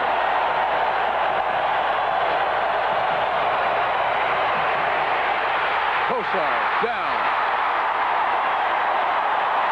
Again. David Ponder, 85, makes the stop. Seminoles blitzing, putting a lot of pressure on Kosar. The Hurricane offensive line has been doing a darn good job tonight, but he had a long pattern called. You have to get rid of the ball when the blitz comes. 4th down play coming up. Rick Tootin in the ball game to punt for the Hurricanes. Hassan Jones, 88, dropping back deep for FSU at the 10. The crowd is really working in favor of the Seminoles tonight. Hurricanes have not been able to check off, but when they show blitz to get the clear call, where you have to have a short pattern. A low kick. Jones waits for the fair catch and makes it at the 9-yard line. Questionable. He probably could have let that go, and it's a low kick. 9-7, FSU leads it. We'll be back. Presenting a Sanyo video recorder with special effects beyond the ordinary. Effects like slow motion and freeze frame, but with all the clarity and none of the usual interference. The Sanyo VCR with our clear 4-head design. Clear special effects at a clearly affordable price. Sanyo's clear 4-head design. Now the choice is perfectly clear. Sanyo, the official video products of the 1984 Olympics. 40-yard punt by Rick Tootin. Sets up the Seminoles with a 1st and 10 at their 9-yard line. They lead it 9-7. We're inside 2 minutes to play in the first half of play. 1:52 exactly. A little delay going down on the field as Seminoles discussing things, officials discussing things, coming over to check with Bobby Bowden on the situation.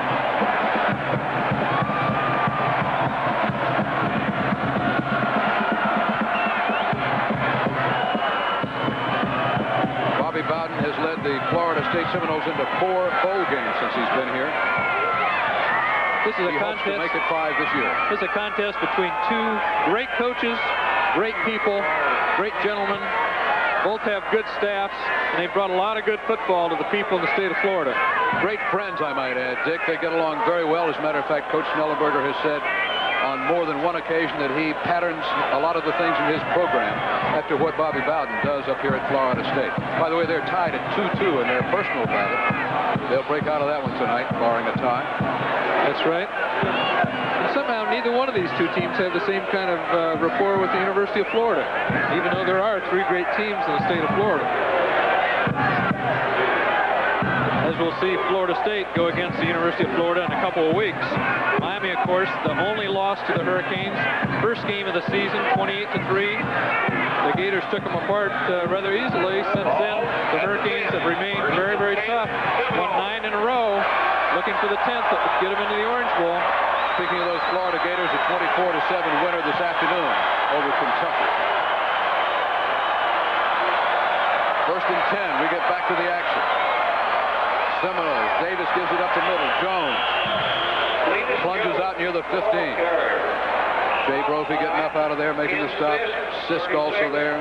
It'll be interesting to see whether Bowden will try to move the ball down the field with a 1:52 left, or whether he's going to just a little bit at a time up the field. But Miami just called timeout, and with that, we're headed back to Miami.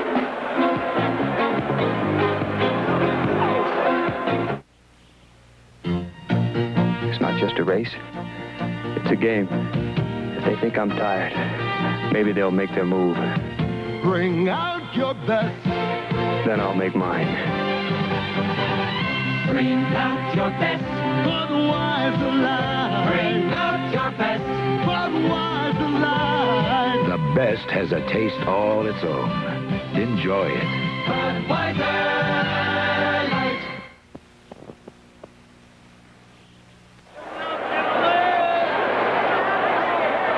Coach Howard Schnellenberger along the sidelines, watching his Hurricanes, who trail by 2 points here at Doak Campbell Stadium. Trying to stop the Seminoles here. Seminoles have it deep in their territory at the 14-yard line, 2nd and 5 to go. Howard like to stop him right here and get the ball back with a minute to go. His 2-minute offense is pretty good. Like to get a field goal, perhaps, and go into the locker room at halftime up by a point. 2nd and 6. Allen, the leading rusher in the ball game, breaking through to near the 25-yard line. Begging your pardon, that is Snipes, number 20, in there spelling off Allen. And he carries it for a Florida State first down at the 24. You can certainly see why they like Snipes. He is quick. He busted back to the hole, got through very, very fast, and almost broke it all the way. Just a little guy, 5'9", 170, sophomore from Sarasota. With that speed, if you cut it up in the hole quickly and not a lot of jitter steps. You're going to break some for long games. Willie Lee Broughton in there at nose guard for Miami. The play goes right by him. Jones, the carrier, up to about the 28, 29-yard line. Freddie Robinson getting up off the stack to tackle for Miami, approaching the minute mark in the first half of play. You can see the mark of a good coach. When something is working, they keep doing it. They've been running that play the whole series that they scored on. It was successful. Fake to the fullback, give to the fullback up the middle, and you have Allen going down the line, or the halfback going down the line. Second and about 6 for the Seminoles. Pitch tailback this time, stopped at the 30.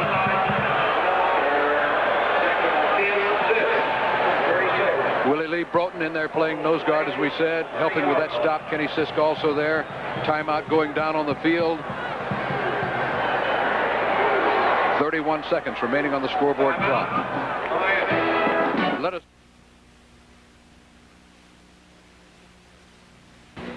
They came here with a commitment to build a better life. That's part of our heritage. A commitment is part of the Lincoln heritage, too. A commitment to quality. Last year, Lincoln had the highest quality luxury cars made in America. And the commitment continues. With 3 years, 36,000 miles limited warranty on every new 1984 Lincoln. Commitment. It's alive and well in America. Maybe more than ever. 3rd and 4 Seminoles at their 30-yard line. 31 seconds remaining to be played in the first half. Seminoles up top, 9-7. As you can see, the Seminole quarterback, young Mr. Bob Davis, has done a good job tonight. He's throwing the ball well, moving the team up the field. His play selection with the help of the coach is very good as they find some plays that are successful in keeping with them. This is Snipes. He's got a lot of running room. Miami playing it a little soft, and Snipes is over the 45 to about the 48-yard line. Now you'll have the Seminoles calling timeout with 24 seconds to go. They suddenly smell victory, and we'll be back in a moment. You're gonna like the freedom when a new day is dawning. You're gonna like the freedom. Fresh coffee's here for you. In our neighborhood, we start our day with 7-Eleven coffee. We love the fast service and delicious blend. What a way to start the day. Come on, start your day with that great steaming brew at your 7-Eleven. Freedom's waiting for you. You see the time, 24 seconds left in the first half of play. Greg Allen, the leading rusher in the ballgame, with 8 carries for 39 yards. Keith Griffin leads Miami, 6 carries, 28 yards. Smile? Yes, go ahead and smile. Indians don't smile. Yeah! You're on. 1 timeout remaining for each side here. The ball is at the 48-yard line in Seminole territory. They have it there, 1st and 10. Hester split to the near side. Bob Davis on the delay. This is Allen. They'll make that Snipes, and he is inside the 35. Snipes carrying the mail for the Seminoles here late in the first half. That 8 seconds off the clock. It's down to 16, and again, we'll be back. Eastern announces a major breakthrough in airline bonus programs. We've added TWA to our program, so we can land frequent travelers in cities we don't even fly to, in Europe and the Middle East, as well as to all the places we do fly to. And when you fly TWA, we credit your miles in our program. So enroll on your next Eastern flight. You'll never find a better time to join. We're Eastern, America's favorite way to fly. The Seminoles moving the ball in fits and starts here as we count down toward the end of the first half. They now are into scoring territory at the Miami 33. With a minute 52 to go, it looked like they were happy to just run the clock down. Miami started calling timeout. They get a couple of big plays. Now they're stopping the clock to give them a chance to score. And then we will see that Indian smiling in the end zone, running up and down the sideline on his horse. He caused a lot of excitement in here with the fans. Fans give their Seminoles a big cheer as they head back to the attack again. Davis to throw it. Little safety valve release. Snipes wiggles away from a couple of tacklers, and he's chased out of bounds inside the 30. Snipes a very good football player. He was wrapped up by two people. He almost cut away down the sideline. Great football player. I can see why they move Allen in and out. You got someone that might be a little bit better. Ball is at the 28-yard line. 6 seconds to go, and the field goal kicker's on the field. It'll be a 45-yard attempt. Philip Hall, 10 of 14 on field goals this year. 3 of 3 from the 30 to 39. He puts it down, flags go down. Ball is off to the near side, no good. Clock is stopped with 1 second remaining on it, and we'll dispense with the flag, see what happens here. Both sides, Offside's Miami, and the Seminoles are going to kick it again with 1 second to go. That'll move the ball into the 23-yard line. That'll make it a 38-yard attempt.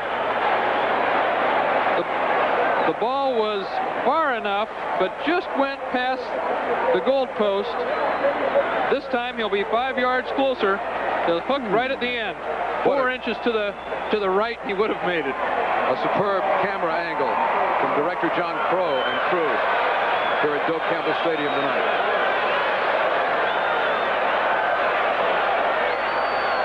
Give a kicker 2 times to do it, and he won't make the mistake again. Bill Hall is a former walk-on. Came to the rescue of the Seminoles last year when Mike Rendina was hurt. Took his job. Rendina now out of Florida State. That's going to give the Seminoles a first down, the penalty is. Now let's see what they do with it. It doesn't really make any difference. 1 second remaining on the clock, and they're going to kick it again. I doubt they'll run 4 plays with a second to go, Dave. Bob Davis, the quarterback, will hold. We're going to have another timeout. Timeout City here at Doak Campbell Stadium late in the first half of play. We'll keep it right here and see what develops with this one. Looked like the Hurricanes called a timeout to unsettle the kicker, make that kicker think. Coach Schnellenberger shaking his head, taking those deep breaths over there. The Hurricanes want to give the kicker time to think about that last one he missed, maybe to figure out how he's going to do it again. You can see all the hits, all the action, all the highlights of today's game. See it all tomorrow morning 11 live with Coach Schnellenberger and me. It's all on the Howard Schnellenberger Show, only on your Hurricane station WSBN. Don't fail to join us tomorrow morning at 11 o'clock. Stay with us all night for coverage of this historic game as well.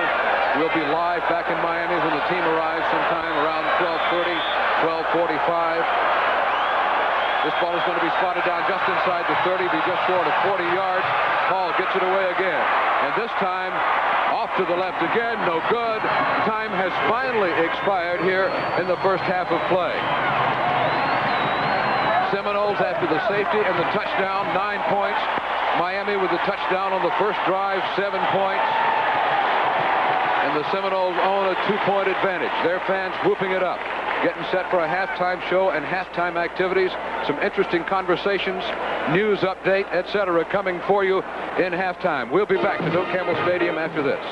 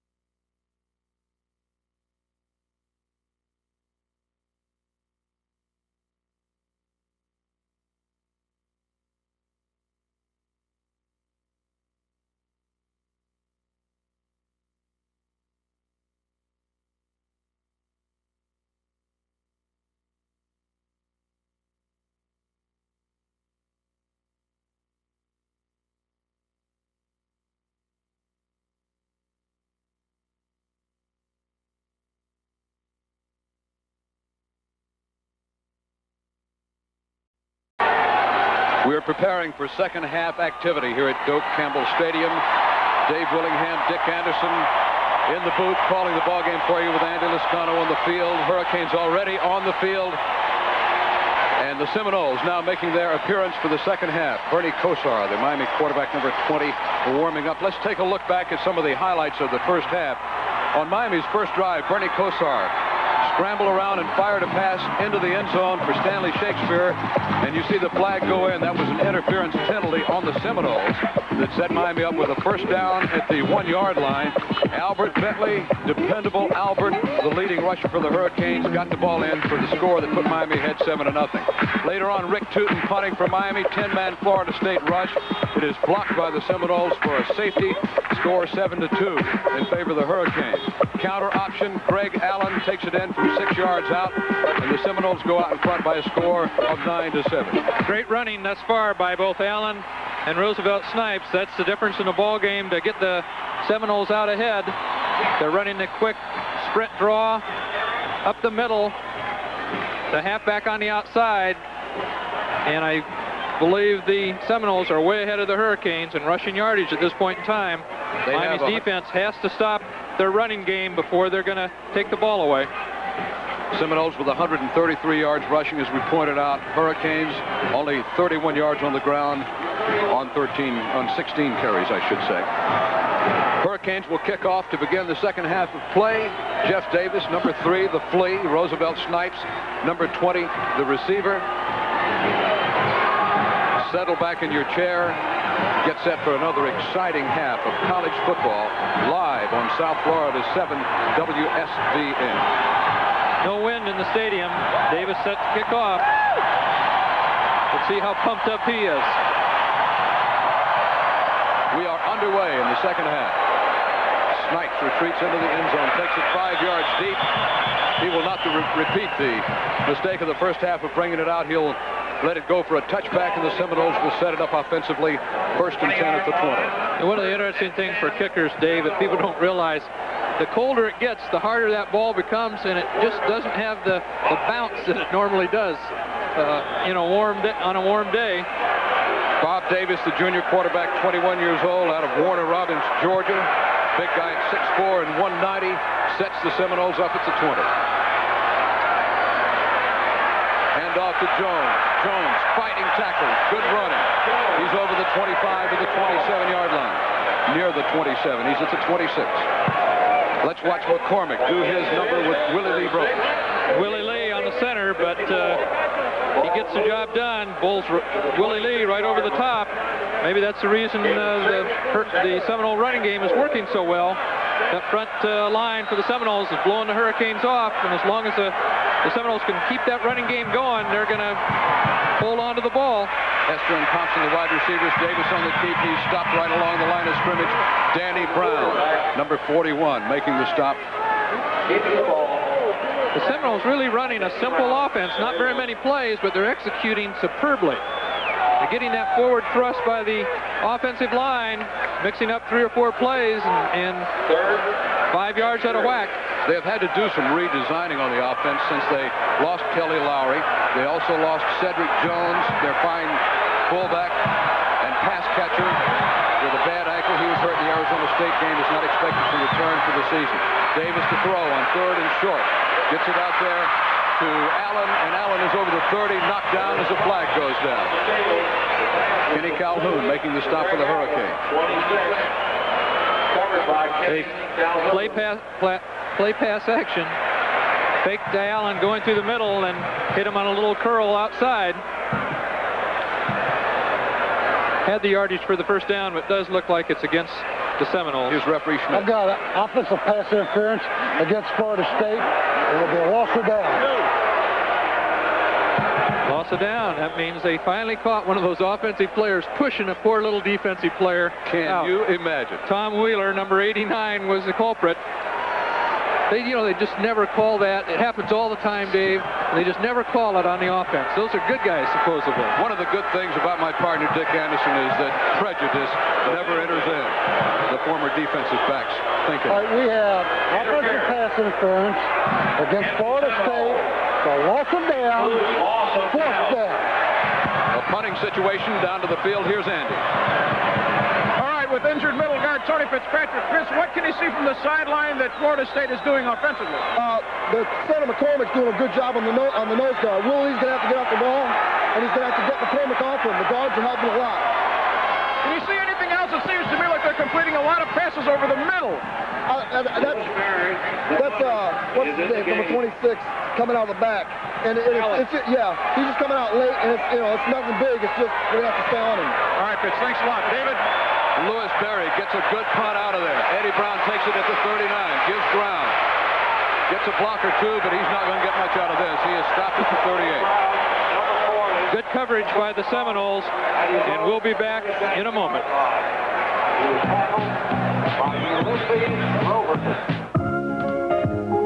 When you travel as much as I do, you look for a hotel with a difference. Nice to see you again. Thank you. Hear your messages. Sheraton knows what I want. They give me convenient locations, fine restaurants, and competitive rates. When you're looking for value with a lot of style, Sheraton's the place. Taste the difference Sheraton makes. Call the Sheraton Value Line, 800-325-3535. 46-yard punt by Lewis Berry has the Hurricanes first and 10 back at their 38. Bentley carries the ball out to the 42-yard line, a gain of about 4. It'll be 2nd and 6 for the Hurricanes. Carricker in on the stop for FSU. The Hurricanes have to reestablish their game plan. They need to make the run work so they loosen up the Seminole defense, and then the pass will work far better. One of the things the Hurricanes like to do is take their first possession of the second half and get something out of it. And they're on the way right here as Keith Griffin breaks loose, gets it inside the 40. That's the kind of play that loosens up a defense. You said get the running game going. Let's watch the running game go, Richard. Great block right there. Trap block. Griffin up the middle. Works through there. Good move there. Steps over a would-be tackler. Tough runner, Mr. Griffin. 21-yard pickup down to the 37. Juan Comandiero with a key block on the play. This is Griffin again. Griffin hemmed in inside the 40. He is going to be knocked down for a loss. Number 19, Pat Milligan, defensive back, coming in to help with the stop there. And Alfonso Carricker. 76. Alfonso, they feel, will be a first-round draft choice in the pros. He's tall. He's fast. He's tough. 6'6", 259. On that frame, he could go to 275 and still retain the speed that he has. He can move around. Loss on the play of just about 5. We'll call it 2nd and 15 for the Hurricanes.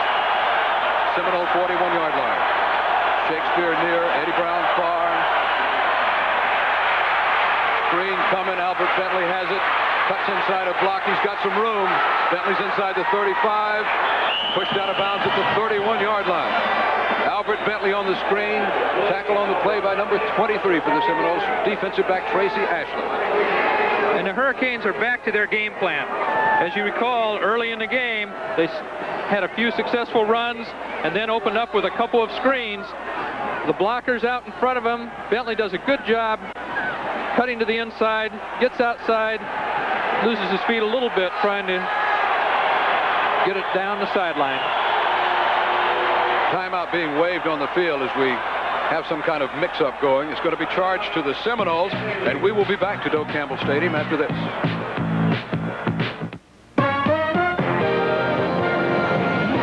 This Bud's for everyone who takes the power and sends it down the line. Bud's for you. For all you do, the king of beers is coming through. Yeah, just for you. That distinctively clean, crisp taste that says Budweiser. For all you do, Bud's for you. That freshman, number 20, Bernie Kosar, has just become the second leading single-season passer in Hurricane history. After that last completion, he now totals 2,240 yards. He has 11 for 21 tonight for 145 yards. He needs just 163 yards passing to become the all-time single-season passing leader for the Hurricanes. surpassing Jim Kelly's 2,403 yards in 1981. If he's going to surpass the record tonight, he needs to put a few bombs in the air and open it up in the last 2 quarters. As we see Coach Bowden on the sideline walking up and down. He's not too happy with his defense's performance right now. And quiet the crowd somewhat if they went in and scored the first possession of the second half. 31-yard line, 3rd and 5 for the Hurricanes. Crowd, I can't say coming to life. They've been alive all night. Ball is complete to Eddie Brown at the 25. That's going to be a first down, Miami. You're watching Hurricane football on WSBN, Miami, Fort Lauderdale, South Florida's 7. That was a good, as you can see from the end zone camera, they had 2 receivers down there. Griffin was just inside of Brown. It looked like the ball was going to him early, and he got it out to Brown on the sideline for the first down. Steve Bloodworth, the stopper for FSU. We'll call it the 24-yard line. 1st and 10 Hurricanes, down by 2 points. Counter to Griffin, and he is at the 20-yard line. Again, good blocking by the Hurricane front line. Another trap play with the counter action, sending Griffin go right up the middle. Isaac Williams on the stop. Let's watch Glenn Dennison, the tight end, not known for blocking, but he's sure doing the job. He's hitting into the defensive end or the outside linebacker, whatever you want to call him, and he guarded him against getting into the inside and to the ball. Gain of almost 5. We'll call it 2nd and 5, just inside the 20. Starting unit personnel in there for the Hurricanes. Running game again. Bentley in trouble. Makes that Griffin in trouble. And down he goes. Bentley in trouble. Had to be one of the 2. Albert Bentley. Loss on the play of about 3 yards. Out to the 22. It'll bring up a 3rd down for the Hurricanes. About 8 yards to go. The Hurricanes have moved down the field 4.5 minutes on this drive. 10:16 to go. A sure passing situation. A crucial 3rd down for Miami. These situations. Stanley Shakespeare, the wide receiver. Kosar trying to audible above the noise of this huge crowd, a record crowd. Blitz coming. He gets it away. It's complete to Eddie Brown inside the 15. Brown still on his feet. Pushed out at about the 13-yard line. And it is going to be good for a Hurricane first down. That's the first time that we could visibly see Kosar getting the checkoff out to his wide receivers. He did it with 1 second to go on the 25-second clock, and then just got the ball away before he was nailed in the back. Eddie Brown, the leading receiver for the Hurricanes, number 40. He now has 6 catches, 101 yards. He just gave the Hurricanes a first down. 13-yard line in Seminole territory. Brown splits out near side. Stanley Shakespeare, the flanker, far side. Albert Bentley, Keith Griffin, behind Kosar. Another checkoff. Griffin runs through 2 tackles. He's going to be stopped at about the line of scrimmage. Good pursuit by the Seminoles. Number 38 finally making the stop, Kenny Rowe, who has lasted the whole game despite that chronic sore shoulder that he has. And you can see an unhappy Coach Schnellenberger. Schnellenberger just incensed. Look at those 7 league strides along the sideline. He's not very happy. I don't know why. That play gained a yard. It'll be 2nd and 9 at the 12. But as you can see, the halfback turned around to the fullback, telling him what the play was. They're having a hard time hearing Kosar, and it's had a real effect on the Hurricane offense. If they could score and get ahead, I think the crowd would quiet down quite a bit, and then it would make it much easier for the Hurricane offense. Another delay in play down there. The Hurricane offensive players giving ground. Perhaps Howard Schnellenberger was incensed about a flag that we didn't see along the far sideline. Let's go down to Andy on the sideline. Okay, the word down here is that Schnellenberger was trying to get the referee to get some photographers away from in front of the 25-second clock. Bernie Kosar couldn't see it. David. You can see the official, or we can see him. He's out of your picture now in the end zone to our right down there telling those photographers, you have to stay clear of that clock. Let's give the quarterback a chance. He's running back into your picture now. He has got this series. There's been a couple of plays where he's gotten the ball off with less than 3 seconds to go. You can see the policeman down there keeping the fans away from the clock so our quarterback can see it. Second down for the Hurricanes. 8 yards to go.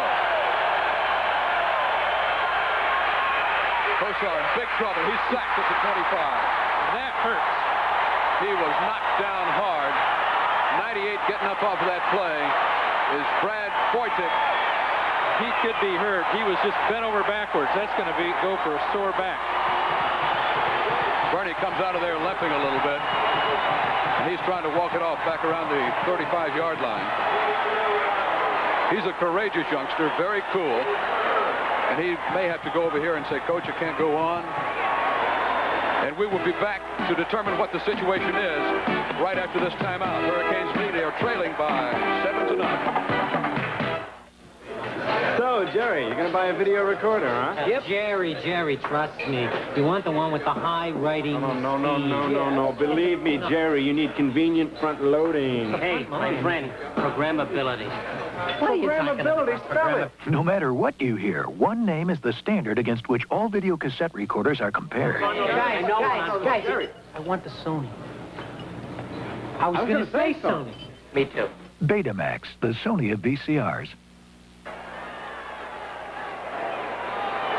Bernie Kosar has just gotten a little smelling salts along the sidelines. We'll show you what produced that.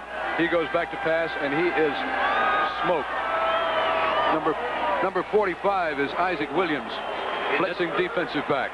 And he is the man primarily responsible for the grogginess inside Bernie Kosar's head right now. Now, I must say, when a defensive back has a chance to do that, as you can see, to Kosar, 13-23, 161 yards, still pretty good stats for not being totally productive. It is going to be third and about 20 coming up for the Hurricanes now. Ball is at the 24-yard line. Only 2 wide receivers in the ball game. Bernie under pressure again, gets it away. Eddie Brown, no, at the goal line. Eddie Brown under good coverage by 43 for the Seminoles. Brian McCrary could not go up the ladder to take in the pass at the goal line. It's about 6 inches too tall. Kosar under extreme pressure back there. Did a pretty good job of getting that ball away. We're going to see Jeff Davis trying the field goal to put the Hurricanes ahead. Good defense by Florida State. They've held off another Hurricane drive. 8:34 left to go in the third quarter. They'll spot this ball. Rick Tootin will be the holder. He'll spot it between the 31 and 32. It will be officially a 42-yard attempt by Jeff Lafley Davis from the far hash mark. Ball is down. There it goes. It is no good. Off to the far side. Davis fails to convert. The score remains Florida State 9, Miami 7, and we'll be back.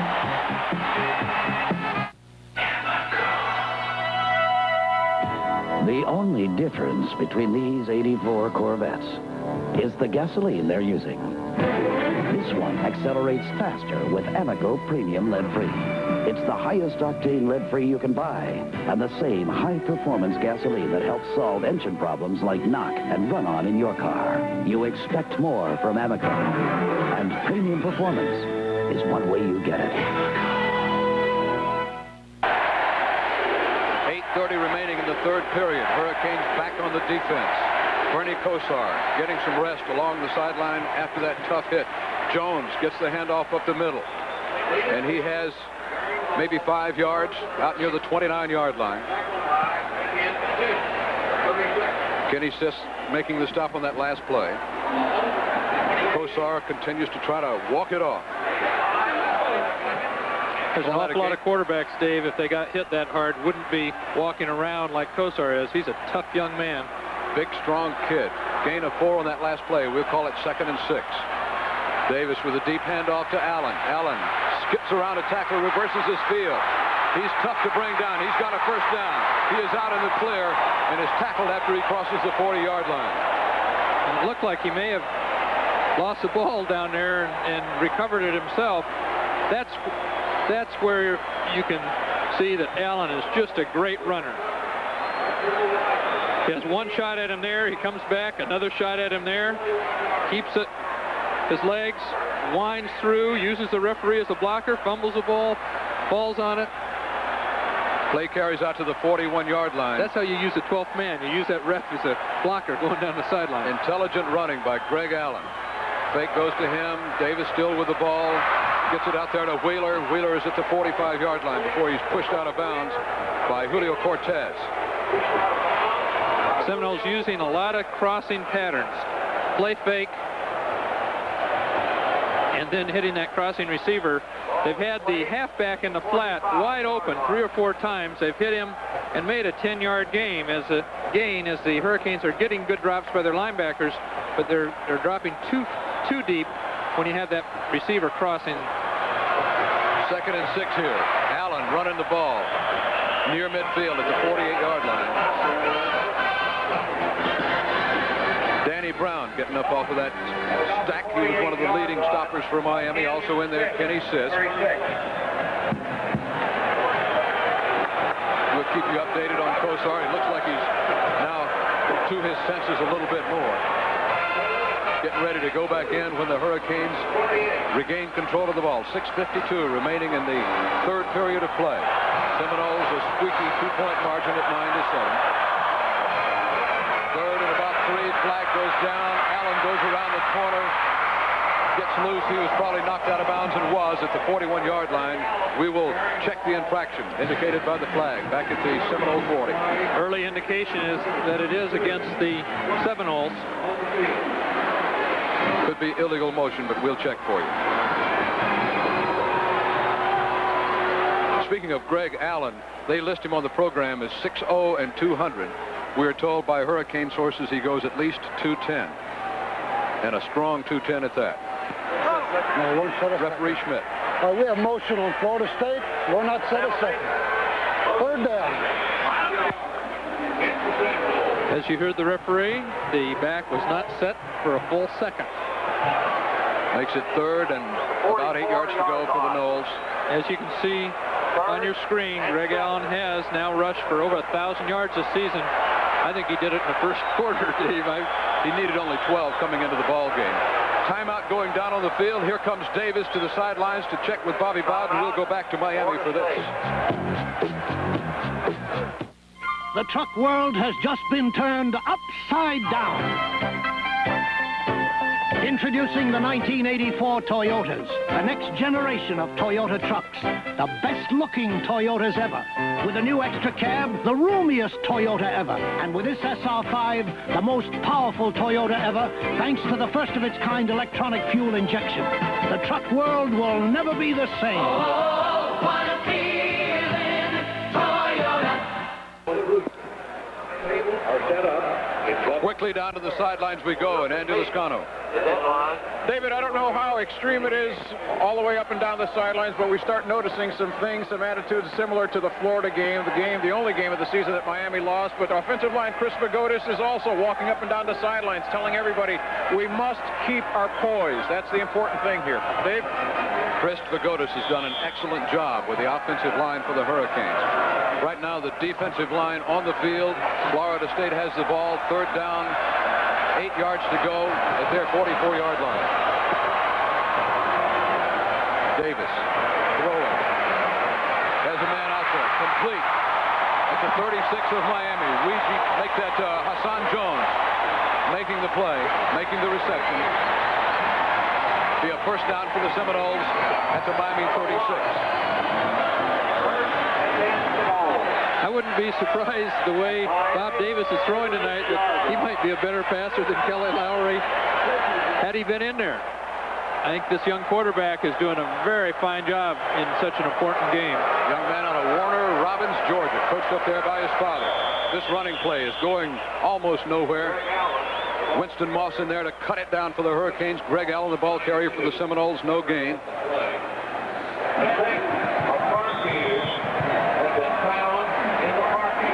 Shuffling the wide receivers. Weegee Thompson, 18 out. Hassan Jones, 88, coming into the ball game, carrying plays. Bobby Bowden likes to shuffle a lot of people in and out of there. Keeps his troops fresh. A nice, crisp, fresh night going here. The delay. That's Allen. He's loose. He's inside the 25. Falls forward to about the 23-yard line. Seminoles beginning to eat up yardage, driving the football on the Miami defense.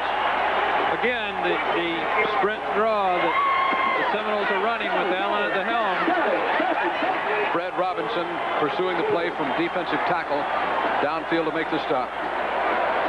First down, Seminoles, 23-yard line of Miami. Bowden is fortunate to have another back in Snipes that is just as tough as Allen. Fullback Jones gets the handoff this time. He is into the 20. Hit and thrown back by Kevin Fagan, along with Jay Brophy for the Hurricanes. Gain of 3 yards on that play. It'll be 2nd and 7.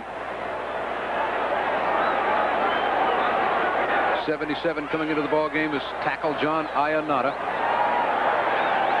He replaces Jimbo Thompson, the brother of wide receiver Ouija Thompson. They've been in there playing together, the brother tandem for these Seminoles. Fake reverse. Instead, it goes to Roosevelt Snipes. Hurricanes somewhat fooled on the play, and Snipes breaks through to the 10-yard line.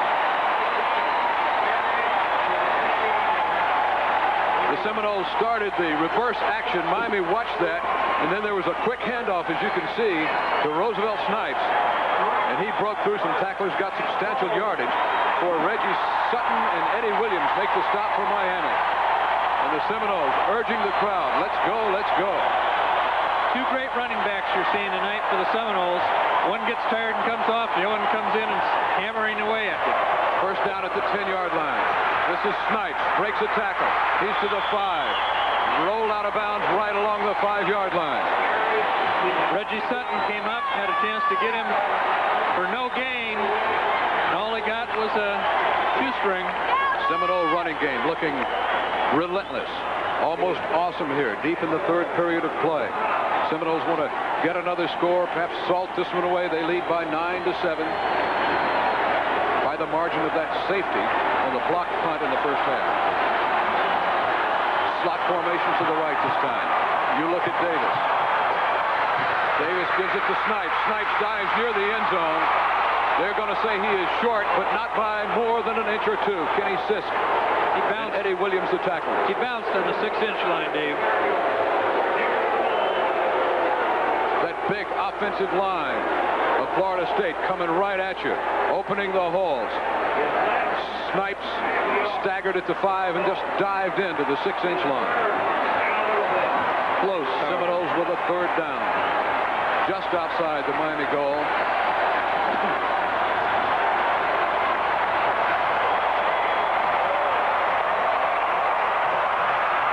Quarterback sneak attempt. He got in. Again, Bob Davis scoring. Following the huge guard and tackle, Jamie Dukes, 6'1", 285. Herbert Ward, 295. Quarterback must feel extremely comfortable behind those two gentlemen. Davis, 6'4", 190. Warner Robins, Georgia. He had rushed 12 times coming into this game for only a 3-yard average. He rushed about 6 inches there and got 6 points for the Seminoles. Phillip Hall kicks her up there. It is good, and the Seminoles lead it by a score of 16-7. 3:23 remaining in the 3rd period at Doak Campbell Stadium, and the crowd goes wild. We'll be back. Panasonic invites you to step ahead of your time to the next dimension in television. Step ahead of your time to Panasonic Color Television with CompuFocus. A system of TV optics so ahead of its time, it can produce a picture so sharp and clear, the TV set you're watching isn't sharp and clear enough to show it. Step ahead of your time to a Panasonic video camera that focuses automatically and adjusts to light, even low light. Step ahead of your time to a stereo video recorder that records from TV or from life with 4-head technology for jitter-free effects from slow motion to stop motion. Step ahead of your time to Panasonic Omnivision video systems and Panasonic Color Television. More than just slightly ahead of our time. Barco getting set to kick it away for the Seminoles. Reggie Sutton deep for Miami, drifting over at the 5-yard line. And he's coming. Reggie Sutton over the 30. He's dragged down at the 35-yard line. Eric Riley making the stop. Barry Barco, the kicker, he came up, made a form tackle. A 30-yard return, make that a 27-yard return. There's the Florida State scoring drive, 12 plays, 75 yards, 5:07 on the clock, a 1-yard run by Davis, and here is that run.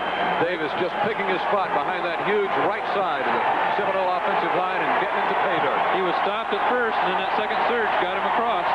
First and 10, Hurricanes on the field now. They mark it at the 36. Hurricanes with the ball. Give to Albert Bentley. Can't find much. Seminole defense rising to the occasion. Brad Boytick, number 98, leading the defense, and it's charged there that stopped Albert Bentley. You see the clock inside 3 minutes, third period of play. That uncomfortable 9-point margin. Uncomfortable for the team that's behind because you have to score a touchdown and kick a field goal to get back in the ball game and get back in the lead. Gain of a couple on that play. Call it 2nd and 8. Kosar has Glenn Dennison. Dennison at the 45, trying for the first down. He looks to be a little bit short at the 45. He needed to go to the 46. When in trouble, go to your favorite receiver. And that's a man with the sure hands, Glenn Dennison. Senior tight end, as we have told you, the Hurricanes' all-time leading receiver on a seasonal and career basis. They're going to measure for the first down here. Kosar will see close up that it's just about a yard short.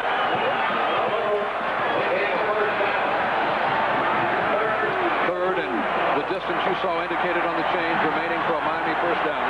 They need to keep this drive alive. Big play for the Hurricanes. This is indeed a big play. 3 tight ends in the ballgame for Miami. 7-man front, Florida State.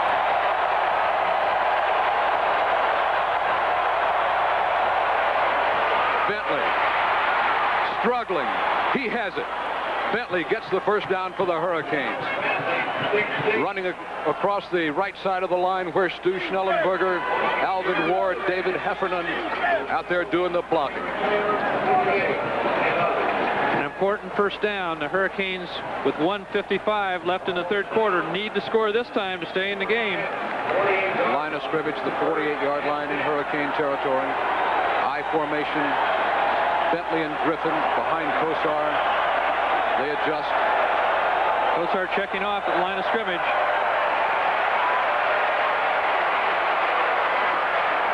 Eddie Brown out of bounds at the 39-yard line. Kosar fired that pass. That was a bullet. Kosar is showing no ill effects now from the hard lick he took a few minutes ago on the sack. Getting around pretty well on that ankle that's caused him to limp and be less mobile than usual. 39-yard line. First and 10. You hear the PA announcing, 1st and 10 Miami. Seminole 39-yard line. Canes down by 9. A minute and a half, third period. Biggest ball game ever in Miami history. Again, Kosar checking off. He's going to throw it. On first down, has a man, Keith Griffin, down at about the 36 is where his forward progress is going to be marked. That'll be a gain of just about 3 yards. You can see Kosar talking to quarterback coach Mark Cressman, Coach Schnellenberger on the sideline. They're not going to give him forward progress. Let's see where they spot this. They're milling around just a little bit down there along the far sideline. They're going to give him a gain of only a little over a yard. We'll call it 2nd and 8 to 37.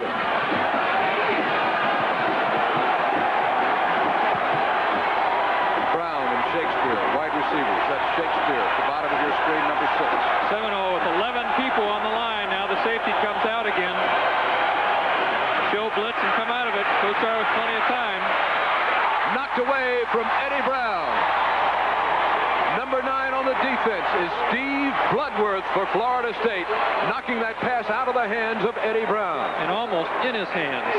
Bloodworth almost made the interception. Very good play by Bloodworth. When a quarterback has that much time to throw, his percentage of completion increases immensely. It's going to be a real testing situation for the Canes now. Third down, a long 8 to go to keep this drive alive.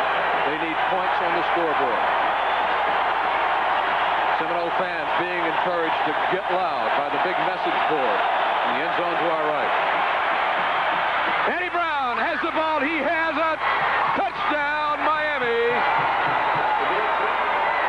That was a superb pass by Kosar. Eddie Brown, the man whom Coach Howard Schnellenberger has likened to Paul Warfield, the Dolphin of your era, Dick. Putting 6 points on the board for the Hurricanes. Schnellenberger's coached them both, and I don't think in my mind, Warfield was the greatest receiver ever to play football. And if Schnellenberger thinks that Brown is close to him, he's darn good. 16 to 13 now. The Seminoles lead. Jeff DeFlea with an important point after touchdown try here.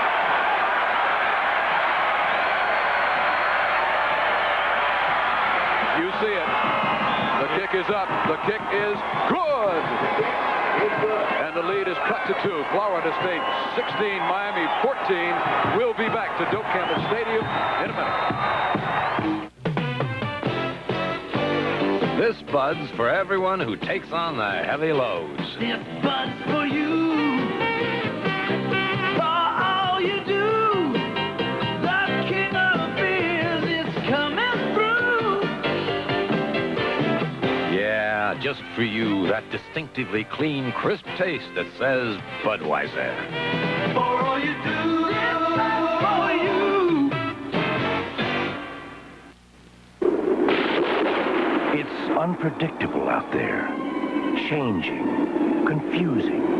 It's so hard to find your way. Wherever you're going in this world, if it has anything to do with money, there's a clearer, safer, easier way to get there. Take someone along who knows the way.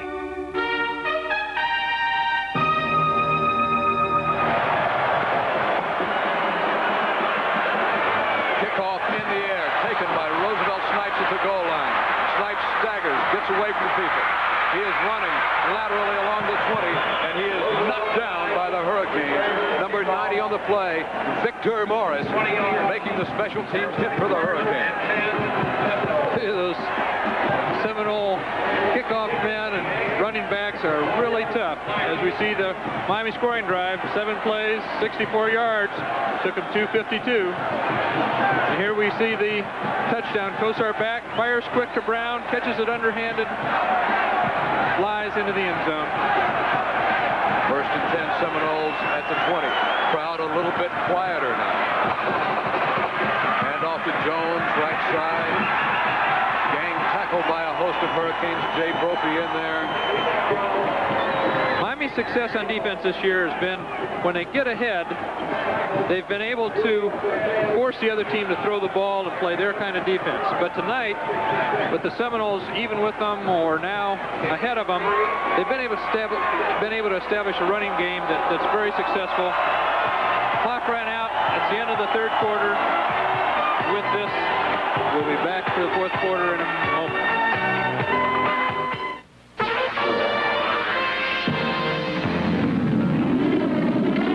In Olympic bobsledding, our lives depend on our equipment.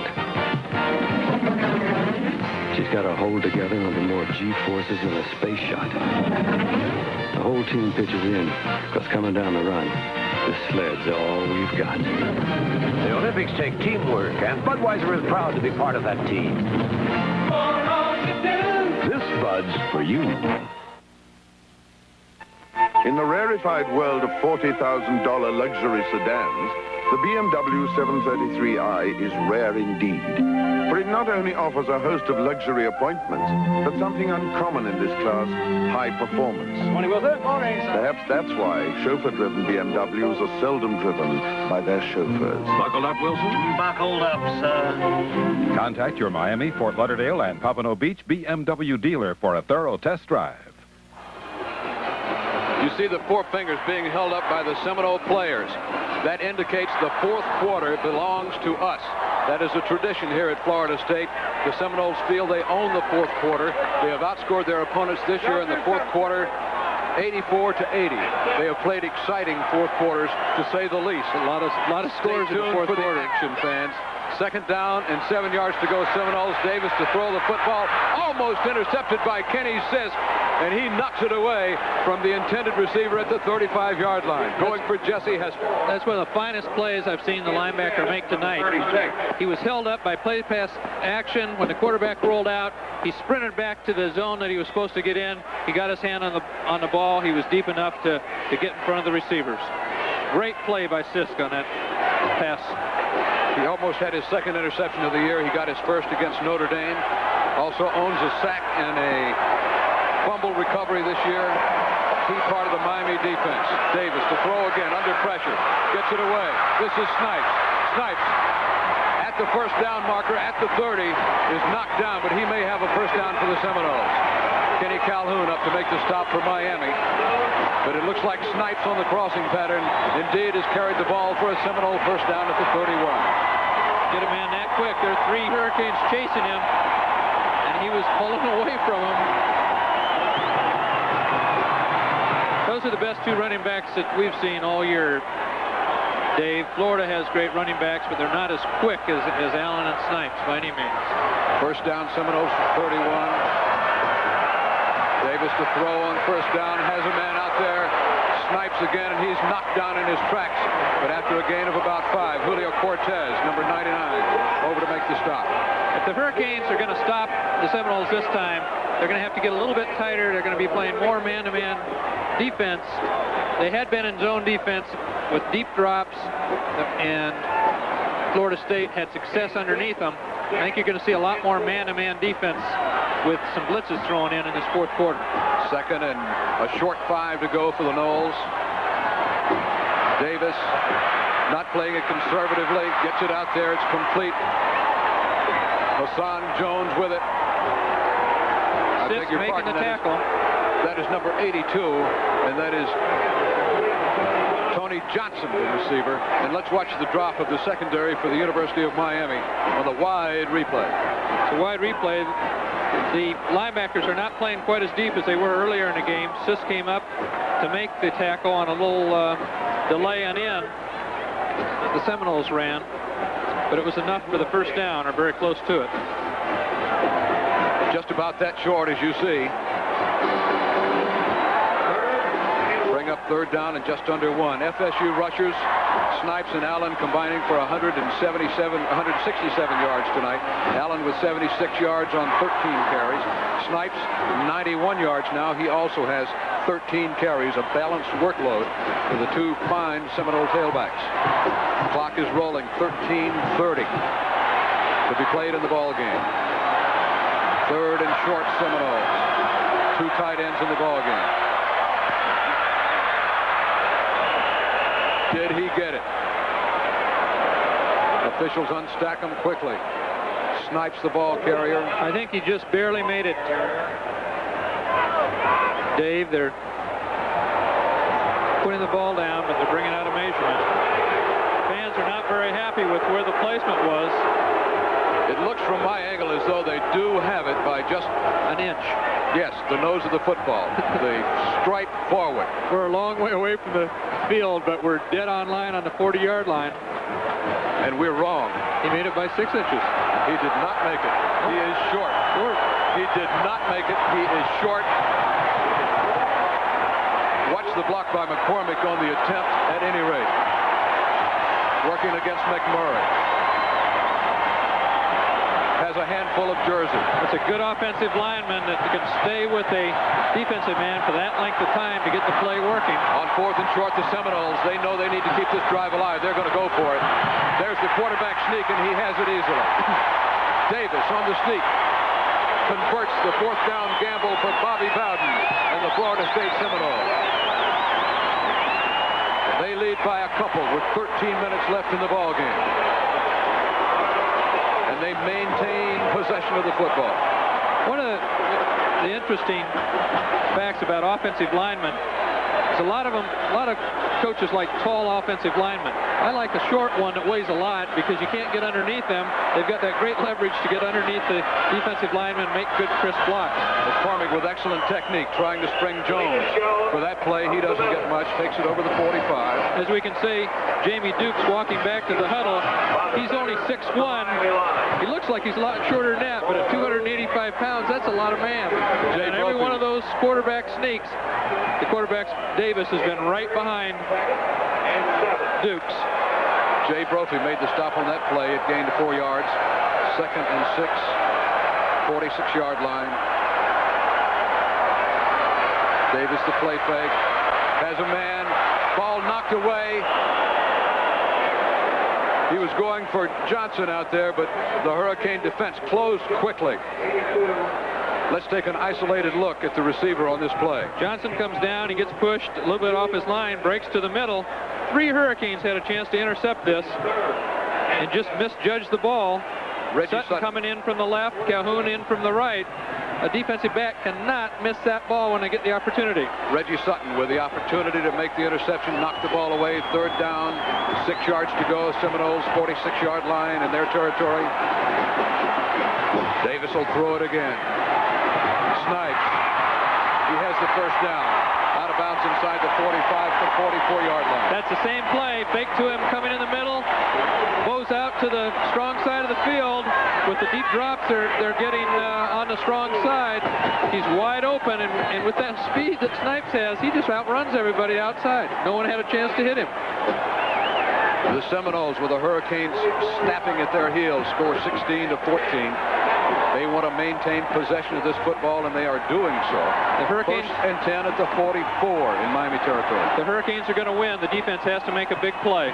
They need to get the ball back for their offense. This is Snipes. Working his way. Rolled out of bounds at the 40.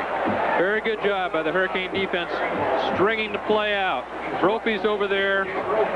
Rodney Bellinger also in on the stop. Bellinger did a good job keeping the receiver off of him.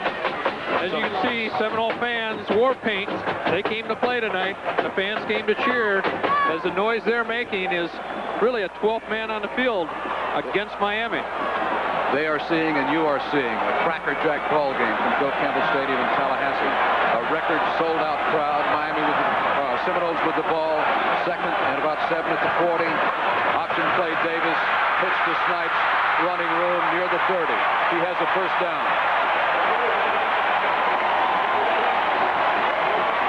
This is interesting that Bowden on every long drive has kept the back end the whole time. You'd think that most coaches would alternate them every other play or every 2 or 3 plays. Bowden's been successful in letting the people get their breath back for a whole series. Rodney Bellinger made that last stop, and he is having to be helped off the field by Doc Kalbach. It looks like he may have hurt his arm. Joe Kalbach, the team doctor in the tan coat, assisting Rodney Bellinger, a key performer, especially in stopping the running game for the Hurricanes. Making that kind of tackle and getting a knee or a foot on the arm, he could have broken it. Bellinger, the senior out of Coral Gables High. Seminoles made a 1st down on that play. Lucius Delegal coming in to replace Rodney Bellinger. 1st down, Seminoles 31. This is Jones on the quick hitter off the left side. And he'll get 2 or 3 yards out of it. Reggie Sutton up to help with the stop there. Winston Moss also there. You can see the chill of the air here at Doak Campbell Stadium in Tallahassee. A crisp fall night. Temperature into the 40s by now. I don't think anybody notices the temperature in this stadium. It's gotten very warm in here. Things are hot on the field. A gain of, we'll call it 4 on that last play. 2nd and 6. 28-yard line. Jones again, and he is hit right at the line of scrimmage. Number 98 for the Hurricanes. Getting up off of there is Jerome Brown, a freshman defensive tackle, 6'3", 255. He's like the Hurricanes' designated sacker. When he's in the ballgame, he's usually there to go after the quarterback. 6 sacks on the season, the 2nd leading sacker on the Miami team. Brown has done a good job every time he's been in for Brooksville, Florida. You're going to see 3 more years of Mr. Brown. I think he'll start next year. Loss of a couple on that play. 3rd, and we'll call it 9 for the Seminoles. Davis, pressure coming on him, gets the ball away. One of the Miami defenders, Bellinger, who's back in there, fell down, but the pass was overthrown, intending for Hester down at the 10. No flags on the play. We're going to bring up a 4th down for the Seminoles. Let's take a look in isolation at Jesse Hester, the intended receiver. Now, this is what a defensive back has to worry about, the quick speed. He just fell down. He was wide open, but he broke it a little bit too inside to start with, or he would have had the wide open reception. Field goal attempt coming up. Philip Hall on the field for the Seminoles from the 37-yard line. It'll be a 47-yard attempt. Knowles leading it by 2. Kick is up. It is short, no good. It was straight enough, Dave, but it was short. Junior place kicker Philip Hall failing to add to the Florida State 16-14 margin. We'll be back after this. Panasonic invites you to step ahead of your time to a Panasonic video camera that focuses automatically and adjusts to light, even low light, to a stereo video recorder that records from TV or from life with 4-head technology for jitter-free effects from slow motion to stop motion. Step ahead of your time to a Panasonic Omnivision video system, more than just slightly ahead of our time. With the ball, Albert Bentley at the 30-yard line. He's going to be thrown for a loss of about a yard. Seminoles swarming on defense as the Hurricanes have gotten the ball back and want to drive for the points that could put them ahead in this critical ball game. Nowhere to go that time. With all the pursuit that the Seminoles have right now, I would think it'd be an ideal time for that little screen. We'll see what the Hurricanes do with it. Loss of a yard on the play. 2nd and 11. 29-yard line in Miami territory. Stanley Shakespeare near side, Eddie Brown far side. Kosar looking for the screen, gets it away to Bentley. He's in trouble, going to be thrown for a big loss inside the 20-yard line. Neither the coaches nor I called a very good play that time. I think the Seminoles knew what was coming too. Defensive back Pat Milligan, 19, diagnosing it for FSU. It's going to be a loss of 10 on the play. It's going to bring up 3rd and 21 for the Hurricanes. A situation in which they need to convert, keep the ball, and drive downfield. They keep only 2 wide receivers in there. They are Brown and Shakespeare. Pressure coming on Kosar. Gets it away. Shakespeare wide open. Short of the 1st down at the 34-yard line. Running him out of bounds across the way. Eric Riley. And it will bring up a punting situation for Miami. Rick Tootin in the ballgame. 8:33 to go. The Hurricanes need to kick the ball away deep and then stop that explosive Seminole offense that they haven't been able to stop thus far tonight. There's Hassan Jones settling in to receive the kick from freshman punter Rick Tootin. 8:33 left in the ball game. Seminoles 10 men on the line of scrimmage. Now they drop one off to make it 9. They blocked a punt earlier in this ball game. Here comes the snap. Tootin under pressure, gets it away, a nice kick. Jones taking it at the 30, ducked by one guy. And he is going to be dragged down on good special teams coverage by the Hurricanes. 66, Darren McMurray down there to make the play, and we will be back after this. This bud's to everyone who tackles the changes and challenges of that new promotion. This bud's for you. There's no one else who does it quite the way you do. So this is you. For all you do. Yep, just for you. That distinctively clean, crisp taste that says Budweiser. For all you do. Yeah, this bud's for you.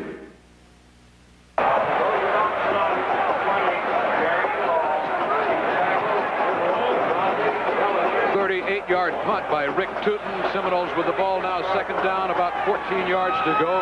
Back at their 26. They have lost 4 yards on a play from scrimmage. Record crowd here tonight, as you saw, 57,333 and 1 horse. Seminoles 2nd and 14 at their 26. Wide receivers right and left. They're going to try the reverse with Hester. Hester in trouble. He is going to be chased around. Stopped at the 10-yard line. Let us get the identity of the man who was responsible for finally stopping that reverse. That's Julio Cortez. Looked like Cortez. Julio Cortez, number 99 for Miami. They stayed at home. That's the only way that you can stop a reverse. Cortez, the junior out of Columbus High in Miami, 6'1", 205. Florida State, 3rd down and a lot. 3rd down and 30 yards to go. Really surprised as successful as their running game has been right up the middle. Did they try something fancy at this point in time? Bobby Bowden is not known for conservatism on the offense. Here's Davis back to throw. Has a man open out there, and he drops the ball. That is Snipes. They rule it no catch out near the 30-yard line. Cortez again back covering along with Reggie Sutton and Jay Brophy. Let's take a look at Snipes in isolated instant replay. On the short side of the field, Snipes is just trying to ease his way down the sideline.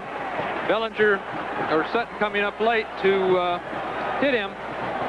As soft as that ball was in the air, Dave, I thought Bellinger should have had a chance to get up and intercept it. Freshman punter Lewis Berry from the end zone. Eddie Brown is deep. Berry gets it out of there. Brown catches it at the Florida State 48. He cannot turn the corner, and he's rolled out of bounds at the 45. The up blocker did a very good job avoiding a clip.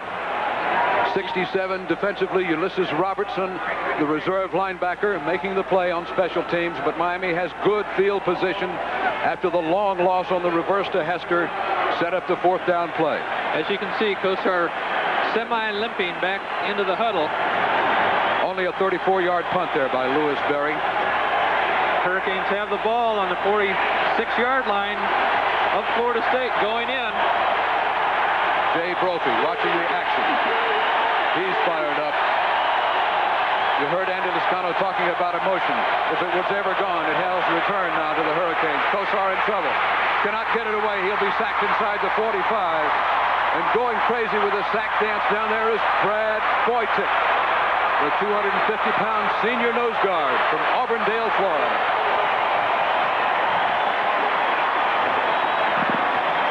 Big defensive plays coming to the fore late in the ball game. Seminoles sack Kosar after the Hurricanes stop the reverse by Hester. That'll go for a loss of 10. 2nd and 20 coming up.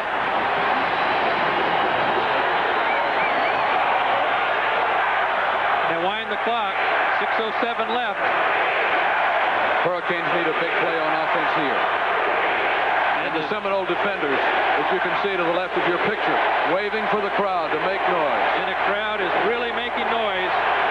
Kosar just can't give out an automatic.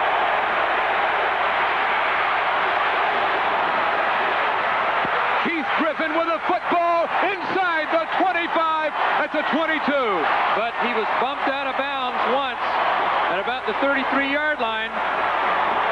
And once you're bumped out of bounds, you can't come back in to catch the ball. Let's take another look at it. They're going to rule it no catch, it does appear. Defensive back bounced him out of bounds. He came back in and did have 1 foot in when he caught the ball. But had already been outside. They rule it no catch. Hearts rising to the throats of Hurricane fans, only to fall again. 3rd down and 20 at the 45-yard line. Eddie Brown, your side, out of your picture. Dennison flexed out a little bit. Stanley Shakespeare to the right side. Kosar.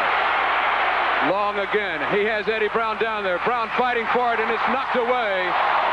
Number 43 defensively with a great play for the Hurricanes, for the Seminoles, is Brian McCrary, junior defensive back from Germantown, Tennessee. Taking the ball away from Eddie Brown, number 40. Kosar threw the ball up. They both had an equal chance to catch it. The defensive back of Prairie did a good job. Brown almost getting back to make a sensational catch. And the clock dwindles down. 5:34 remaining in the ball game. Hurricanes are going to punt. Hassan Jones back inside his 20. 10 men up in the line of scrimmage. Tootin's got to get this ball off quick. Now they back off. Tootin with a decent punt under pressure last time. He does it again. Not a great punt. Fair catch being waved far, but Jones lets the ball go. And it's going to wind up dead at the 13-yard line in Seminole territory. Scoreboard saying, let's hear it for the defense of the Seminoles. Now their offense will get a chance. A 49-yard punt by freshman Rick Tootin. Good job under pressure. Coming back from the psychological impact of having one blocked for a safety in the first half of this ball game. And that safety is the margin by which the Seminoles now lead at 16-14. Absolute must that the Hurricanes stop them on this series. Bob Davis with a deep give. And a great tackle being made on Allen by Jay Brophy, the big play linebacker, a preseason All-America for the Hurricane. There'll be a loss of a couple on that play back near the 10-yard line. That successful sprint draw that they run to Allen didn't fool Brophy that time. He's just stayed at home, played his position. He must have been keying on him because he floated out with him. Made the tackle. Brophy, 6'3", 227 senior out of Akron, Ohio. Tied for the team lead in interceptions with 3. Watching Davis pass this time. Davis has the receiver. It's Hester all by himself. And Hester is very near the first down at the 23-yard line. Seminoles being successful with the crossing patterns. They send the receiver out and break him back in the middle underneath another receiver going out for a pass. That is a first down. We'll call it the 23-yard line of the Seminoles. 4.5 minutes now in the ball game. They lead by 2. Allen still on his feet. Now the Hurricanes collapse on him, and he is stopped for a loss of a couple back at the 21. Julio Cortez again in there. Kevin Fagan, 95, another stopper. Tell that you've had 2 seasoned football teams here tonight. I think with the exception of the 1 interception that Kosar threw, neither team has fumbled the ball away, and that's the only interception with as much action and hard hitting by the defenses as we've had. A very well-played ball game. The nation's 5th-ranked team, the Hurricanes, Seminoles, unranked but impressive at 6'3" on the year, 2nd and 11. Deep handoff to Allen. Watch him run laterally. He is up to the 24 and then cut down by Reggie Sutton and Kenny Sisk. Small 2-yard gain by Allen. Brings up 3rd down. Most important 3rd down play the Hurricanes have had all year right here. 3rd and about 10 yards to go. Ball right back around the original line of scrimmage. We'll call it 9.5. This is where the players are very happy when the defensive coach calls the defense, puts you in the right place. Luigi Thompson and Hassan Jones, the wide receivers. There are only 2 of them. As Davis goes straight back. Blitz. Sisk blitzing. He has Hassan Jones. He's knocked down short of the first down at the 37-yard line. He needed to make that the 32-yard line. He needed to get to the 34. Jay Brophy back to make another important play for the Hurricane defense. Their successful pass plays have been to send the wide receiver down about 8 yards and come straight across the middle while they're bringing the halfback swinging out in the flat behind him. You might think that Bobby Bowden would gamble here. That came up a yard short of the first down. It will be 4th and 1. Bowden apparently will not gamble. Here is Lewis Berry on the field to punt. Averaging 41.3, the freshman. Miami with 9 people along the line of scrimmage. But Berry gets it out of there easily. Eddie Brown at the 38. Make that the 33. Brown finds a little room over the 40. Good run back across midfield to the 49-yard line of the Seminoles. 6 on the stop is Lewis Berry, the punter. Let's take another look at that run back, Dick. For a moment there, it looked like he might get away. Catches the ball. There's 2 Seminoles right down on him that should have made the tackle. Jukes one out there. then goes out to the right, gets away from another one, and all of a sudden has a wall, but he can't quite get up through the middle. Still a fine run by Mr. Brown. Hurricanes 49 yards away from pay dirt. They trail by 2. 2:12 left in the game. Kosar to Stanley Shakespeare. He is dragged down along the 40-yard line. He is near first down territory at the 39. The clock stops as a referee motions for a look at the first down. They're going to bring the sticks in from the far sideline. That's a break for the Hurricanes as it gives them time to get in the huddle, call a play. They will be right on the ball when it comes back out. 2:01 remaining on the clock. An eyeball-to-eyeball battle. The team with the strongest willpower will win here. And the smartest coaches. Two extremely smart coaches. They did get the first down. It's at the 39-yard line of the Seminoles. Cool, one to go. Freshman quarterback Bernie Kosar, cool under pressure. Has John Smetana in at a wide receiver to the near side. Stanley Shakespeare, far side. Shake has the ball. Shake struggling for the first down inside the 30 at the 29. And out of bounds to stop the clock at 1:41. 2-minute drill for the Hurricanes. They're getting down closer now where if they don't make the first down, they have a shot at the field goal. 1:41 to go. Kosar threw that pass all the way across the field. The college hash marks are wider than the pro hash marks. And Kosar fired the ball out to Shakespeare. Another first down. Be interesting to see what kind of play they run here. At the 29-yard line. 1:41 remaining on the clock. Kosar, the deep handoff, running room for Keith Griffin. Griffin turns the corner, 20, 15, 10, and out of bounds at the 9-yard line. A fancy piece of running by Keith Griffin. Let's take another look at it. Hurricane fans are going to like this one from ground level. Ground level, great block. And Griffin with his speed outside, turns upfield, just trying to churn his legs, and out of bounds on the 10-yard line. They're well within the range of Jeff the Flea Davis. You see the time remaining. How a game could turn around. We're going to have a timeout signal down on the field.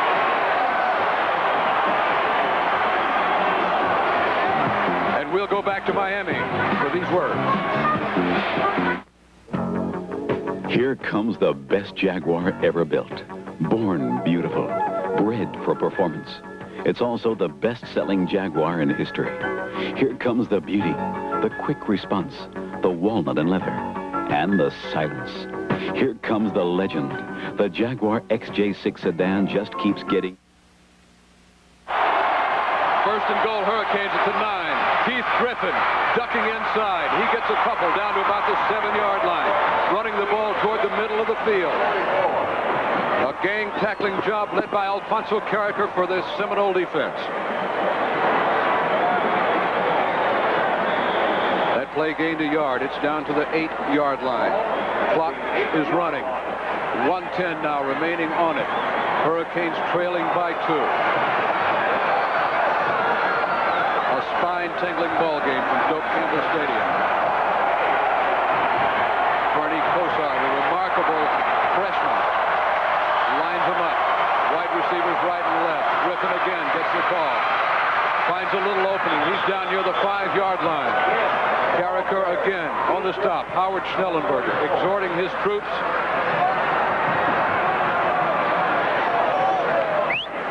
You can hear him whistle, signal for a timeout. 33 seconds remaining on the clock. Now they started again.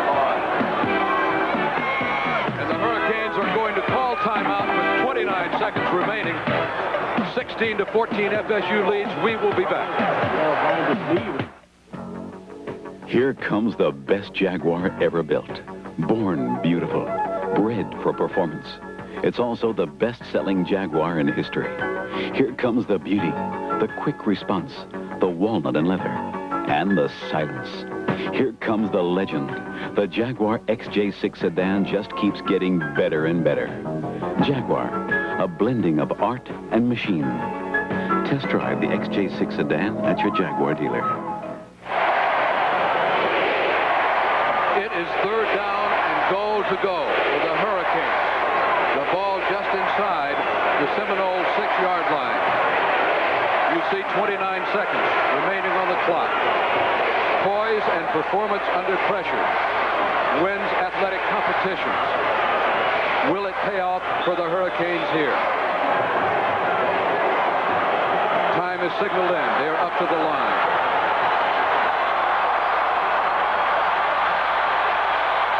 Triple tight end formation for Miami. Kosar. Albert Bentley inside the 5 to the 3. Clock running, approaching the 20-second mark. Top of the center of the Seminole Howard Schnellenberger orchestrating activities. They're letting the clock run. They'll set it up for a game-winning field goal here. Now the timeout. 3 seconds left. We will be back to see this game decided after this. Why do 100,000-mile flyers choose United? When you fill out 10 million tax forms a year, you have to be an expert at saving money. I pick my airline the same way, with a sharp pencil. Here you are, Mr. Block. Welcome to the friendly skies. United puts a sharp pencil to their fares, and they're the country's biggest airline. Another good reason to fly United. After all, we're out to save money, not waste it. Right, United? People who fly for a living fly United's friendly skies. Jeff the Flea Davis, number 3, will decide this ball game for the Hurricanes. 5'6", 156-pound senior from Clearwater, Florida. 0 for 2 on field goals tonight. 10 of 19 this year. Prior to this game, had not missed from inside 40 yards. This will be a 19-yard attempt. The Seminoles with their entire team over on the near sidelines. Coach Schnellenberger knowing what rides on this kick. A trip to the Orange Bowl on January 2nd, if it's good. And Miami holds the lead. The Seminoles knowing that if they stop it or somehow regain the lead if it's good, they will be in for a good bowl bid after the season.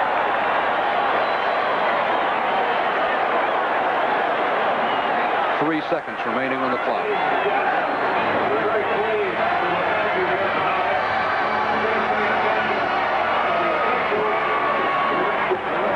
You see the situation right in front of you. You see the field goal block team for the Seminoles being coached by Bobby Bowden.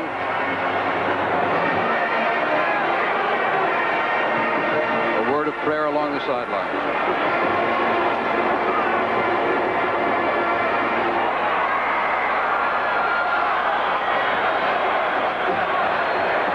Davis now obviously back off the field, conferring with Coach Schnellenberger. The Seminoles trying to make Davis think about it. You hear the cheer go up. We'll let you watch this one along with us. 12 is Rick Tootin, the holder.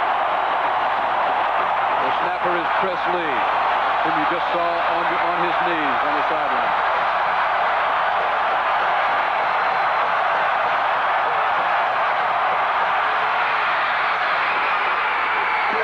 It is good. The Hurricanes lead with no time remaining. They win the ball game 17-16. Enjoy the celebration.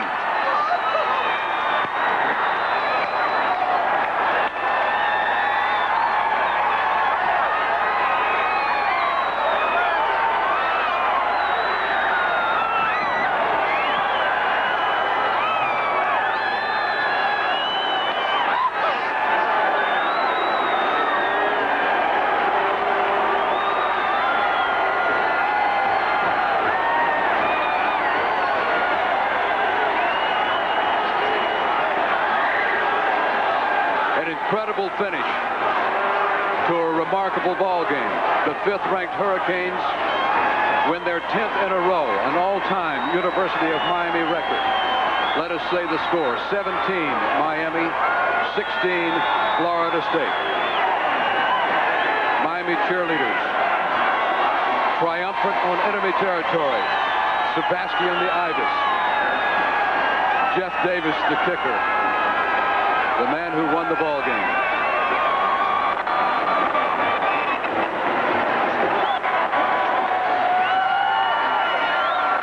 And there is a live camera shot of the Hurricane locker room. Jack Fernandez, Greg Jones, equipment manager Marty Daly. Back on the field, Sebastian the Ibis and the celebration. A rather quiet Doak Campbell Stadium. Seminoles saw their troops fight to the end and lose as the clock ran out by a score of 17-16. You could not ask for a more dramatic finish. Here is Richard Anderson with Coach Schnellenberger. Anderson on the field with Coach Schnellenberger. Looks like there's a lot of oranges out here, Coach. Great win right at the end. Well, I'm just so pleased and proud of a football team. It's hard for me to say how I feel right now. Come here, Jeff. All right, Jeff. Davis, the guy that knocked it through there. Well, great kick. Thank you, Coach. I told Coach before I went out that this was dedicated to him because I lost the game for him last year against Maryland. And this one's for Coach Schnellenberger because he's the best coach in America. Just keep kicking him. Field goal kick in America. That's great, Coach. You know, this was the hardest thing that we've done since we've been at the university. This Florida State football team, I didn't think they could play that good. Their defense was probably better than our offense was today, but they just kept coming, and our kids kept coming. It's a hell of a tribute to a lot of great players. I think so, and here's Coach Olivedada, the head of the defense. Come here, Tom. Keep over here. Coach, great defense today. That was a tough running game they threw at you. Great. They're great running backs. We knew we were going to have trouble, but... One more to go. Yes, sir. Great game, Coach. Thank you. Back up to Dave. Richard, eloquence pouring all over from the field. The extreme of emotion that comes when you win a football game as the Hurricanes won tonight. Look at the celebration. Glenn Dennison, Fred Robinson in the Miami locker room. Coach Chris Vagotis crossing in front of you. Backup quarterback Benny Testaverde.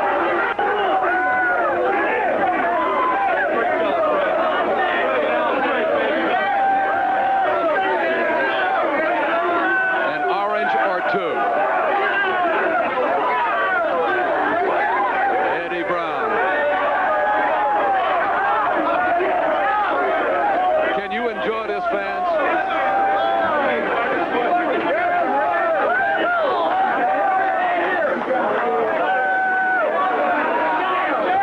You just saw veteran defensive line coach Harold Allen. Many years a Hurricane assistant coach. Walk into your picture just before we went to the final score, 17-16. The 5th-ranked Hurricanes have won their ball game this afternoon.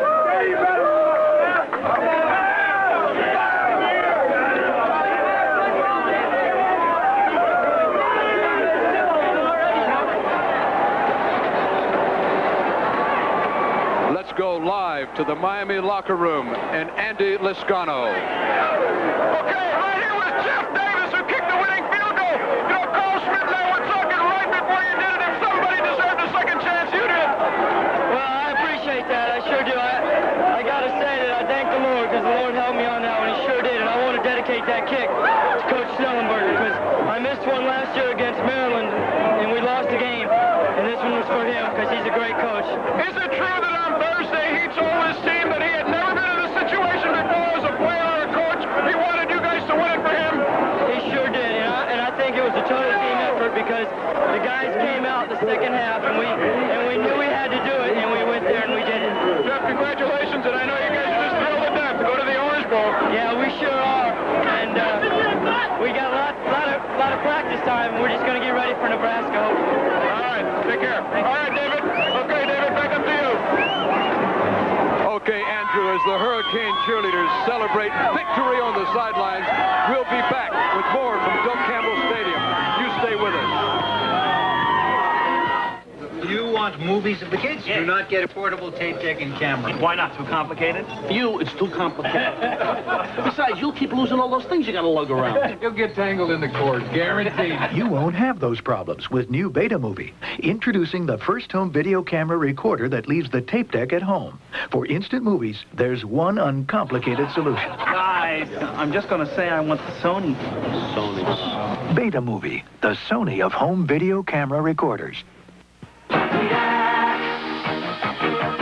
From Pontiac comes the one-of-a-kind 84 Firebird Trans Am. You can order it with aerodynamic ground effects, a high-output 5-liter V8, high-tech turbo wheels, and a close ratio 5-speed. And knowing you probably will. Trans Am, only from Pontiac. We build excitement, Pontiac. For Eddie Hutter, whose car had the muscle, but whose gas lacked guts, there's Gulf Super Unleaded, the gas with guts. For Bill Bruder, who paid for the same repair again and again, Gulf Car Care dealers do it right, guaranteed. For Sheriff Duval, whose car lacked the pickup to make the pickup, there's Gulf Super Unleaded, the gas with guts. Gulf, everything we do makes driving better for you. This Bud's for everyone who's getting the 1984 Olympic Games ready for the world.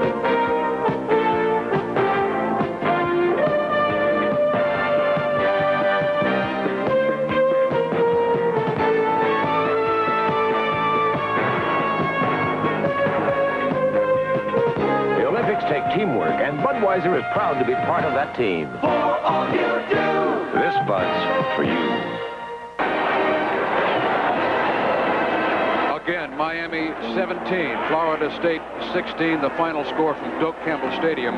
Back to the locker room, and here's Andy. All right, in the locker room with head coach Howard Stellenberger. First of all, congratulations. I have to ask you a question. Heard the story that on Thursday you sat this team down and said you had never been in this situation as a player or a coach if they would win this one for you. True story? I said that. Yes, I did. And I'm not ashamed that I did. And by golly, they did just what they said they were going to do. They won it. Bobby Bowden had his football team so very well prepared, so fired up, and that crowd was something unreal out there tonight. That it was a tribute to him and a real tribute to these guys, because they had to not only beat Bobby Bowden, his Seminoles, but all these people in the stands, and to come from behind like they did in the fourth quarter, it's a real tribute to them, their coaches, and everybody that's associated with them. I remember the week of the Mississippi State game, the score was 14-7. You said the thing I feared worst was a dogfight. You had a dogfight on your hands all night. It wasn't in the fourth quarter. It was from the opening whistle to the very end. Our kids came out strong, took the first one right in there, and then they rose up, and it was a roar after that. Howard, thank you very much. Dick Anderson to you. They start the season saying, this is a football. They end the season by saying, this is an orange. We have Stan Marks with the Orange Bowl committee in front of us. Stan, are you going in to give him the invitation? No, we're still got a meeting. We'll probably have a meeting Monday morning, our regular time, 7:30, and I know all of our members are back at the Orange Bowl office now, and I'll see you Monday morning. Get excited, Stan. We just won. Well, let me taste that orange, Dick. That's sweet. Very sweet. That's sweet. That's sweet. That's good news. And Dave? Okay, Richard, thank you very much. In the midst of the boisterous celebration, the Hurricanes follow tradition and recite the Lord's Prayer in the locker room after every game, win or